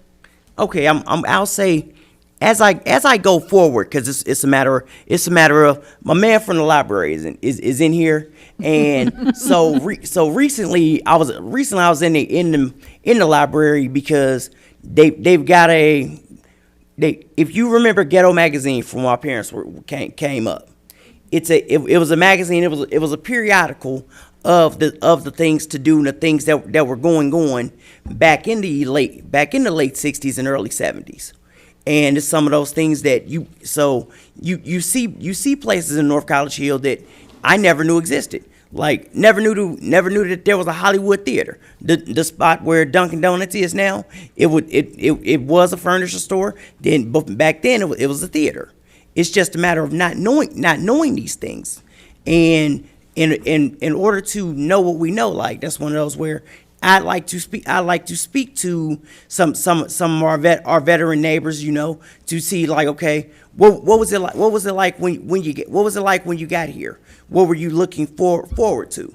And I think you're right. I didn't necessarily explain this because it's just right now. It's a thought that it's a seed that I haven't watered yet. But it'll probably be a matter of, me interviewing people, asking questions, getting a chance to talk to people as we go forward. But it was just, it's an idea that came into my head at the time, and I want to water it. It gives me something to think about. If you don't mind, I'd like to bounce a couple ideas off you too. Okay, absolutely. All right, thank you. That's what we're here for. Ms. Underwood. Thank you, Madam President. I don't have anything at this time. Madam President, Madam President. Ms. Chichester. I just forgot to mention about the June 20th resource fair that the city will be hosting with Chase Bank. It is a great event for the seniors to come out to. They're going to be doing a presentation for seniors on how to prevent falling for scams or fraud. And we have tons of great resources coming to the community that everyone can take advantage of. The Hamilton County Clerk of Clerks, 513 Relief Bus, the OOD mobile unit, and Hamilton County DDS services. So if you have someone in your family or you take care of a child with special needs, those are great resources to utilize. Hamilton County's Job and Family Services, Stand Up Wireless, Boat Riders, Lighthouse Youth Services, Closing the Health Gap would be there also. Addiction Services and Council on Aging, of course, because we are focusing a little bit on our senior community as well at that event. So come on out at the middle school. The Hamilton County, the 513 Relief Bus will be there at the middle school June 20th from 10 to 3, I believe the time is. Thank you. Thank you. Ms. Dukestein. Just on that, I don't want to disassociate that resource fair with our Juneteenth celebration. Absolutely. So that is definitely a part of our Juneteenth celebration, just the day before.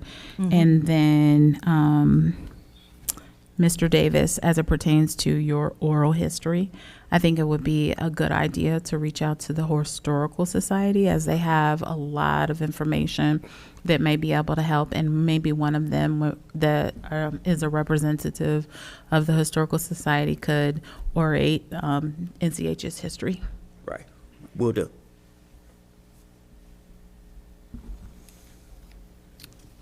Are there any other comments? Hearing none. We now have remarks from the audience. Mr. Hedger, has anyone signed in? Yes, Madam President. First, we have Ned Hegerbrim.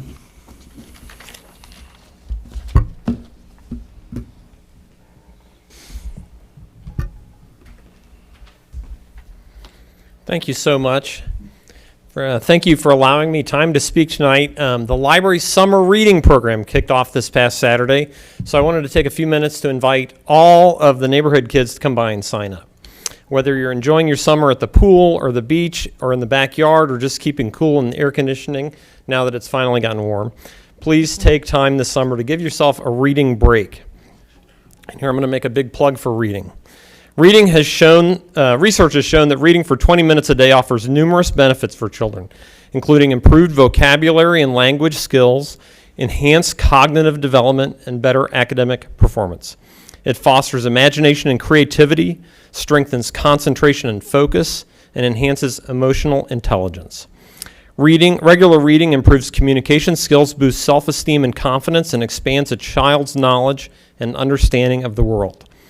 Additionally, reading can strengthen family bonds, which I know well from the many stories I have heard in my time as a librarian from parents and grandparents talking about reading with their children and their grandchildren, and then when those children grow up to be parents of their own, talking about their fond memories of their parents and grandparents reading to them as children. Not to mention the many stories I regularly hear these days about parents and their adult children all sharing books with each other. There's so many parents and their adult children book clubs going on. It's really just pretty neat, I think. But the adult reading program happens over the winter, so grown-ups, sorry, no prizes for you guys this summer. But that doesn't mean you shouldn't give yourself a gift of reading too. Reading each day offers adults a variety of benefits, including improved mental stimulation, enhanced focus and concentration, can reduce stress, increase vocabulary and language skills, strengthens memory retention, and can lead to better sleep quality by helping the brain wind down before bed, unless you can't put the book down and then you're reading all night, and then, anyway. Offers emotional support and a sense of connection, fosters personal growth, sparks creativity, and allows you to see the world from different perspectives, which is something we really need in this world right now. A recent study even showed that people who read for at least 30 minutes each day live longer, which of course gives you even more time to read. Before I go, I would like to thank everyone in our community so very much for the outpouring of support received recently when state public library funding was in jeopardy. I don't know if you're aware of that happening. It's still in progress because the state budget the Senate process is now in the Senate. So we're definitely not out of the woods. But when it became clear that significant budget cuts were being considered, which would have had disproportionately impacted Hamilton County libraries, there was an outpouring of support from the community. We heard from legislators who got so many calls and emails, and it was just really, really inspiring, and I am very grateful. And I would particularly like to thank Representative Cindy Abrams and Senator Lewis Blessing for their active and strong support of the libraries. We are very proud of them both as lifelong patrons and for all of their ongoing support, and for yours as well, because I know you guys are also lifelong patrons and supporters. So thank you very much, and hope to see everybody down there for summer reading. Yeah, reading is fundamental. Thank you. Madam President, Yes, Ms. Chichester. I would just like to say, yes, thank you to the library. And as a parent of more than 3 kids, we spent many summers at the library participating in your free programs, and I appreciated you guys being there. Thank you for that. Madam President, Yes, Ms. Alexander. one quick thing. Have you had dropped off any flyers at the schools or anything like that? I know today was the first day of summer school, but they also have a reading program going on, and that you might be able to, get some other kids interested in it. Absolutely. Thank you. Mr. Hedger, has anyone else signed in? Yes, next we have Peg Albert.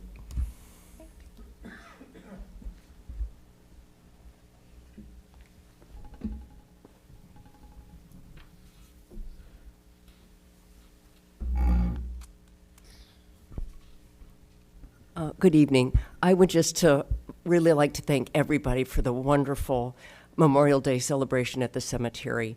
I was just on honor flight, and I have so much more appreciation for all of those who died that we could be free, and also for the family members who lost them.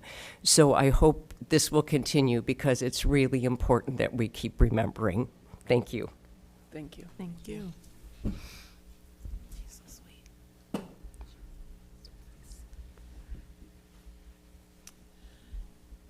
Mr. Hedger, has anyone else signed in? Yes, next we have Kathy Huriton. Thank you.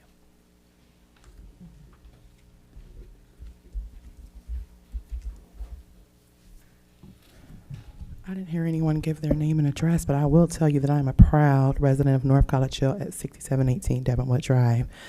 So I'm so thoroughly impressed by the presentation by Metro tonight. That really shows the proof that North College Hill has what it takes.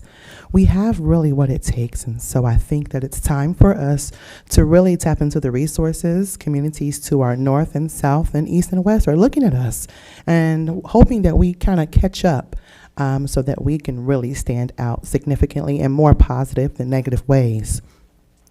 So as North College Hill moves forward, and as a resident of North College Hill, we all care deeply about the growth and the success of our city.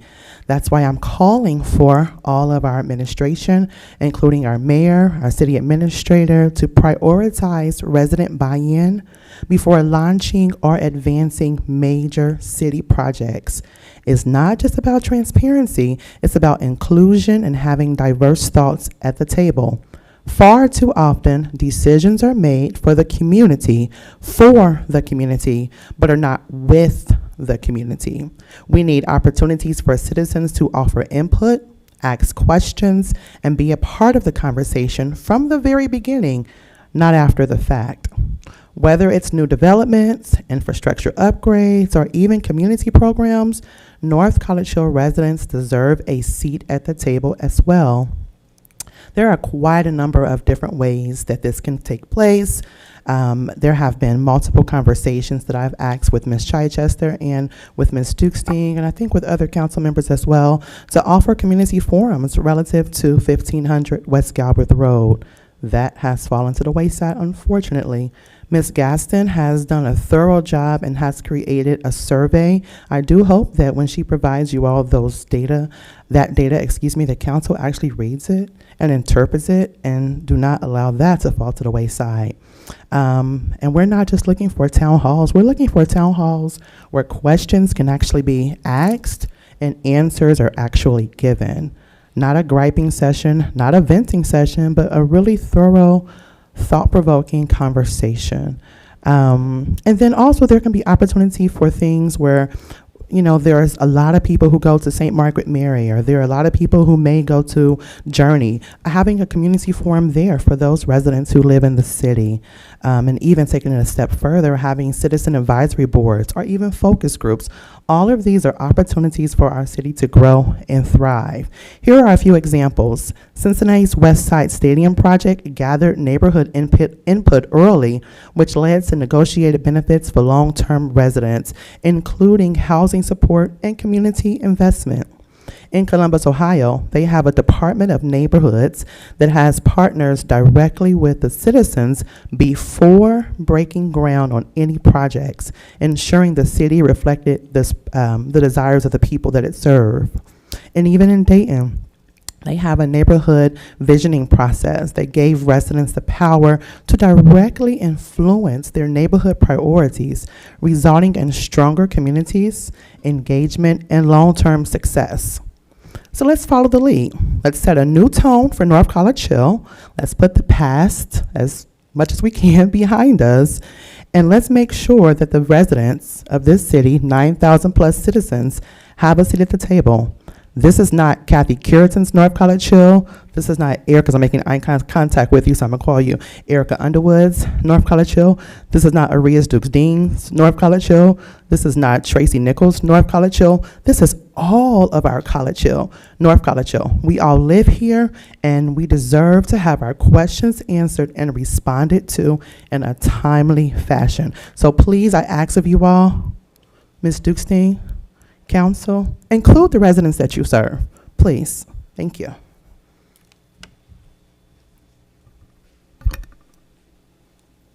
Thank you. Mr. Hedger, do we have any other sign-in? No, Madam President. Thank you.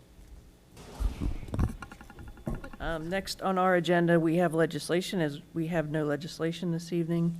For the remarks from the audience as it pertains to legislation, so obviously there's none there either. So let's move on to old business. I have one item to talk about in old business, and that is the laptops. So I looked at the three recommended models that were presented by the our IT representative. The one I landed on was the HP 14-inch LED business model. It has 16 gigabyte RAM, 320 gigabyte of storage, Windows 11, and Microsoft Office 365. Does anyone have any issues with any of that? All right. The 14 inch is about the same size as that we have here. Yes, Ms. Chichester? I was just going to ask you, what's the cost on that? I don't Per know. device? Did we, like, okay. I don't know that. Oh. Madam President, Yes. just so I can make sure that I have the one that you chose, do you mind responding back to that email? And I will maybe, thank you. Certainly do that. And just to conclude, so all members of council, the president of council, and the clerk should all get that same model. Is that what everyone's thoughts on that? Mm-hmm. Yeah. All right. Madam President, Yes, Ms. Gaston. I have a piece of old business. So council is working on developing a party in the park. And I just wanted to bring it to council's attention that in order to have something that we feel is going to be really exciting, we need to increase our budget. And I just wanted to put it out here that I would like to have a budget that doesn't exceed $4,000, $5,000. So I just wanted to put that out there for us to think about. But I will bring it back to the committee so that we can have further discussion.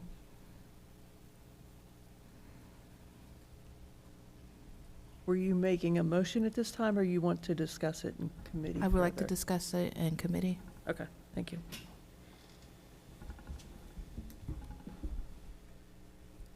Is there any other old business? Well, Madam President, Yes, Mr. Davis. now, do we have an itinerary or flyers or anything for the Juneteenth celebration? Because I forgot, we won't have another meeting before that. That's right. Madam President, Yes, Ms. Chichester. I think the marketing piece of it was wrapping up. Some part of it was on Friday, and then the rest of it will be wrapped up by Wednesday. Okay. So we have marketing with Chase Bank had some marketing and registration, and 513 Relief has some radio ads and things that will come out closer to the event, because they have other event engagements prior to ours, so they can't market ours until those things are completed. Okay. 'Cause Madam President. I think Mr. Davis had something else. no, I ain't. Okay. No. Ms. 16? I was just gonna say, it was slightly held up. We were trying to decipher. Ms. Clear is working on that, finalizing that with on a volunteer capacity. It was slightly held up, just trying to decipher and get all of the communication back and responses back from the sponsors as it pertains to the fireworks show. I sent an email out today, so I think that she's pretty diligent and will finish it up, and we can go from there. I know that they're meeting on a weekly basis now, so we should see some movement probably this week. Thank you. Mr. Davis, All right, do you have anything yes, else? Madam President. And so in regards to the advertisement for the 513 relief bus, now I got word from my laptop is down, so I've forgotten the man's name, but who handles the marketing at Radio One. In regards to the 513 relief buses ad spend for the next 30 days, North College Hill is only mentioned once. Like the 513 relief bus, they have multiple ads bought, but they only mention North College Hill once. So that's just one of those things where would we like to reconsider purchasing our own ads or changing the narrative on this? Madam President, Ms. Chichester? Mr. Davis, we didn't have to pay for any of that, and they market how we were late to the table with getting on their calendar. We were fortunate to be added to their calendar. They already have a calendar for the rest of the year. So adding us and being only mentioned once is kind of a gift, so to speak, for us. That was a favor for us, being able to be mentioned, because they already had these engagements outlined for the year, and we were added to their engagement calendar. So that's only one side of marketing. So Chase Bank also has a marketing campaign coming, marketing meeting. We're meeting with them Wednesday, right? Yep, Tuesday, Wednesday, something like that, to discuss other things too as well. So between 513 Relief, it's on their website, it's on their calendar. I don't think we really need to spend any unnecessary funds to promote it. We're going to promote it in our city. It's going to be around. Myself and Mr. Wilson has made the rounds to different businesses as well, so it's promoted within our city. I don't think we need to add any money to that. Okay, Madam President, we sure just one of those better safe than sorry. Wow, because while we've got the opportunity to, create our own narratives and set the tone for how we're spoken about, as opposed to always having people talk about us, and the people talking about us aren't necessarily coming from a place of good faith. If we don't like how they're talking about them, maybe we need to start setting that conversation. Madam President. But I would like to respond first, if you don't mind. So, Mr. Davis, I hear you loud and clear, and I would also like to say, it's kind of adding from what Ms. Curitan said, is getting that community involvement. We tend to fall down on our marketing of all of our events. We tend to not communicate it very well to our public. And I think if that's another avenue, maybe that's an avenue we need to venture down. That's my opinion. Madam Chair, Gaston. Madam President, sorry, I'll go through. I was actually very similar to what you were going to say, and I was going to ask Mr. Davis, how much would that cost council or the city in general? What's the low end, what's the high end? Because I hear you, and I agree that we need to try a new way of advertising that we have good stuff here in the city. Right. You know, if it's going to cost $500 or $1,000, that's a drop in a bucket. But to really put us out there so that people get excited. Flyers, I see them a lot on Facebook. When I listen to 101.1 The Wiz, I hear things. I'm like, oh, I didn't know Forest Park was doing blah, blah, blah, blah. So I do agree with you. I think that let's try something different for once and see if it works. If it works, great. If it doesn't, then we won't do it again. Yeah. All right, Madam President. The high end, like if I do a motion, I wouldn't ask for anything more than $1,500, and with the intention of spending less than that. But I know the lowest end for potential advertisement was $550. Madam President. Mr. Wilson. I would just suggest that if when it comes to our advertisement of our events, I think that we could be more effective if we actually get it out a little earlier. Mm-hmm.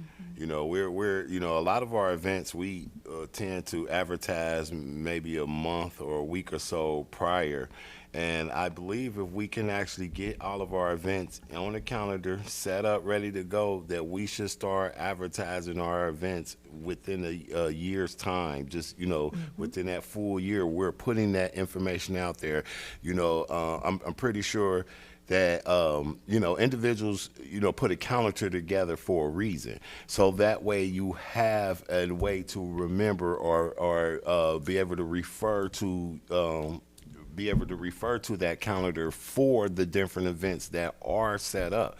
So if we advertise in our events in advance instead of advertising our events 2-3 weeks prior to, I think we probably get a way better turnout. Madam President. Yes, Mr. Stein. I would like to definitely agree that it is in our advertising. We do have some really awesome events that we should be proud of as a city that have not gotten the advertisement that they should have to yield out the increase. But there's a lot of reasons for that. One is continuity in our employment. And so creating stability there will help guide more stability forward. And then the other space, you may or may not agree vehemently, but using social media platforms for things like this as opposed to complaints. When people hear so much negativity, then it becomes eyesores to good things that are coming. You create so much negative energy out there that positive energy doesn't have the opportunity to come in. I mean, that is true even as it pertains to children.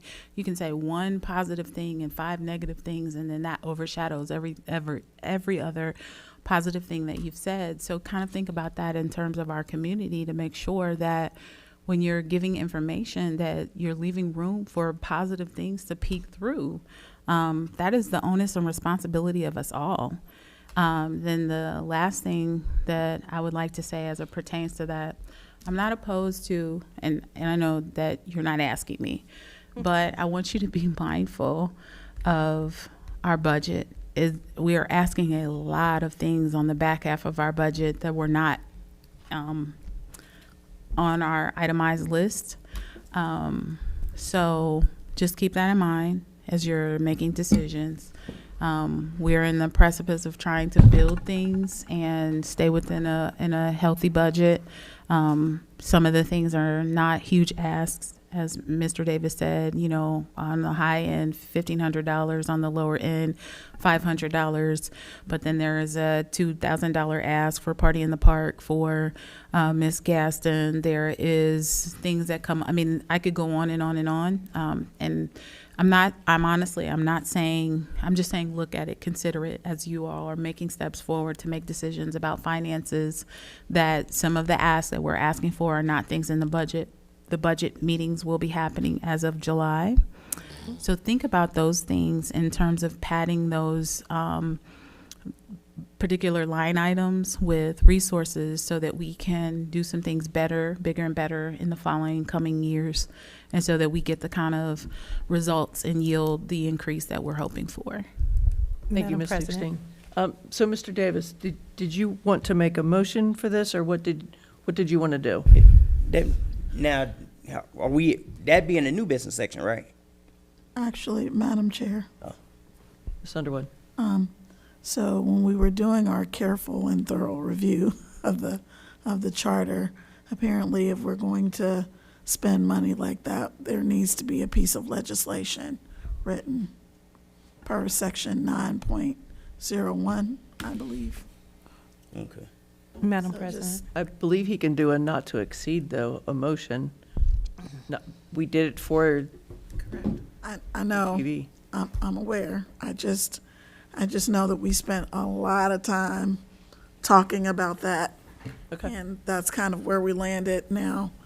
You know, I'm not gonna file a mandamus action because Mr. Davis wants to, you know, get the advertising dollars, but I'm just throwing that out there.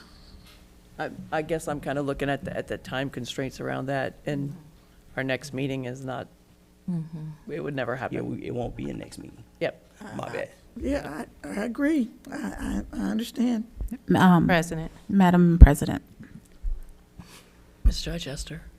I'm not saying, I just want to be clear, I'm not saying that it's not a great idea, but I second what Ms. Dukestein's saying. One of the jobs is to mindful of our budget and the money that we're spending and the extra money that we're asking for. Party in the Park, movie in the park, Fall Festival, Winterfest. There's a lot of things coming down the pipeline. We have to be mindful when we're stepping outside of the budget and going over budget of things. If this is something we don't need necessarily, especially without the prepping and the planning or pre-planning of events, like right now, we should be talking about recreation and community events for 2026, and then getting ready to ask for those things in the budget for next year. So this year, I think we say, okay, we missed the goal on that, but next year, let's add that into the finances for planning those events. Madam Madam President. President. Ms. Gaston? Madam. I just, Ms. Dukestein's Dukestein. To piggyback on what Ms. Underwood is saying in terms of the charter review, now I was not at every charter review meeting, but I was at that one. And I want you to keep in mind, so this is the part of the legal process that I am able to share with you all. So those line items, when they don't have money built in them, you have to actually do appropriations anyways. So what happens is those line items go negative. And then when I come back to you to say, hey, this is what we need, this is why, that's what happens, because those are not built in there. And so there is an amount that can be appropriated or moved before we have to have significant proof. And then they can be moved between line items, but fund balances require much more financial backing, proof, and legislation, because when we turned our budget in, we didn't have those items. So then you say things like, well, what happened with the skating rink? You guys did that. So there's a measure of resources that can be used. Like, for example, Mayor has her own money. She paid for that out of her own line item. So that did not come from the general fund. You are not spending money that was ever accounted for. You would, if you're spending resources to equivalize in times when you've seen certain things come out and you're like, hey, were you spending that over there? That came out of her own money. She had carryover for like 5 years. And so she spent that out of her own budget. This particular thing would make a line item go negative if you don't talk about, is there money there? I actually printed out the recreational budget, and I will be happy to distribute it at the next council meeting so you can look at it. But you are literally spending money that was not accounted for. We would have to actually pass legislation for that. So that can't happen on a motion. I mean, $500, yes, because we can pull $500 from something. $1,500, no. We could take it from a council line item. You could do that as well. Yeah. So, Sorry. Mr. Wilson? So, to be honest, it's not a bad idea, but it's almost a waste of money. And the reason why it's a waste of money at this time is because we are weeks away from this event. And to turn around and put in the $1,500 on advertisement, it almost going to go fall the wayside because of the simple fact, like I said, we're weeks away from this event. But it's a great idea to take into the next year. You know, these are conversations that we gotta, that can go into next year's planning, because we are coming up on a stage where I think we are having to start planning for next year. So, I mean, that's just my thought on it. Ms. Gaston? I just wanted to make sure I understand. So can we make a motion to not exceed $1,000 from council's budget? Is that something that we can do? And we just vote on it? Ms. Underwood, Madam would you like to President. weigh in on that? Again, there was a lot of back and forth about what we are allowed to do when we spend money, how we're able to do that. And I know in the past, we've done a lot of things just by virtue of emotion. But we were advised that that was not the proper way to do things, so. If it's a no, I'll stand in. Madam President, Ms. my direction isn't to say to do it or to not. My direction is to say, before you make a decision to do it, if you're going in that direction, make sure that the funds that you're pulling have substantial amount of money in there to support your ask, because the budget has been, and so we can figure out where to pull the money from, so that we're not getting into any technicalities. That's all I'm asking. If you want to have a committee meeting, or I really don't think the motion is the right way to do it legally. However, if you are trying to get what you want to supply funded, make sure that you have the resources there to do so. I was pulling up your budget to see if I could tell you right here, so that you would know which direction you have room to go in. Well, if, it's kind of a moot point if we have to have legislation. So I say we move on. Sorry, Mr. Davis. We'll move on. Is there any other old business? We'll move on to new business. I would like to make sure that Ms. Underwood knows that we'll discuss the charter review, the written document that you sent. If we could please add, if we can please add that to your agenda for rules and public policy, that would be awesome.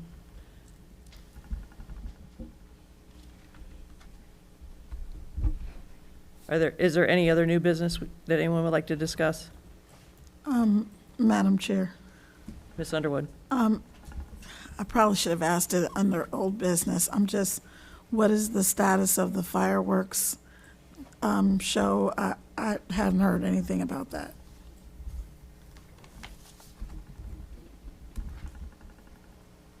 And me.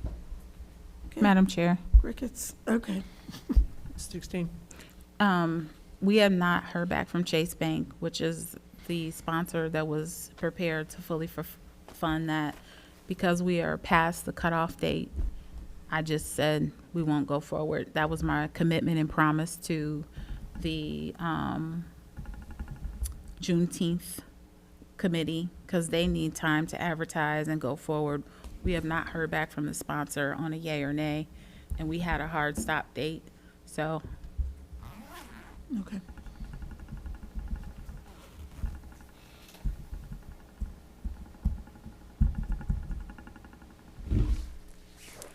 And I'll just say that that's one of the drawbacks to advertising early, because we would have advertised fireworks and then wouldn't have had them. All right, any other new business? Madam President, Yes, Ms. Gaston. I would like to make a motion to adjourn. Madam President, Mr. Wilson. I'd like to second. All right. I have a motion on the floor from Ms. Gaston and a second from Mr. Wilson to adjourn tonight's meeting at 9:10 PM. Mr. Edger, please call the roll. Ms. Orm, Yes. Ms. Gaston. Yes. Ms. Chichester. Yes. Ms. Alexander. Yes. Mr. Wilson. Yes. Mr. Davis. Yes. Ms. Underwood. Yes. Motion passed 7-0. Thank you. This meeting's adjourned.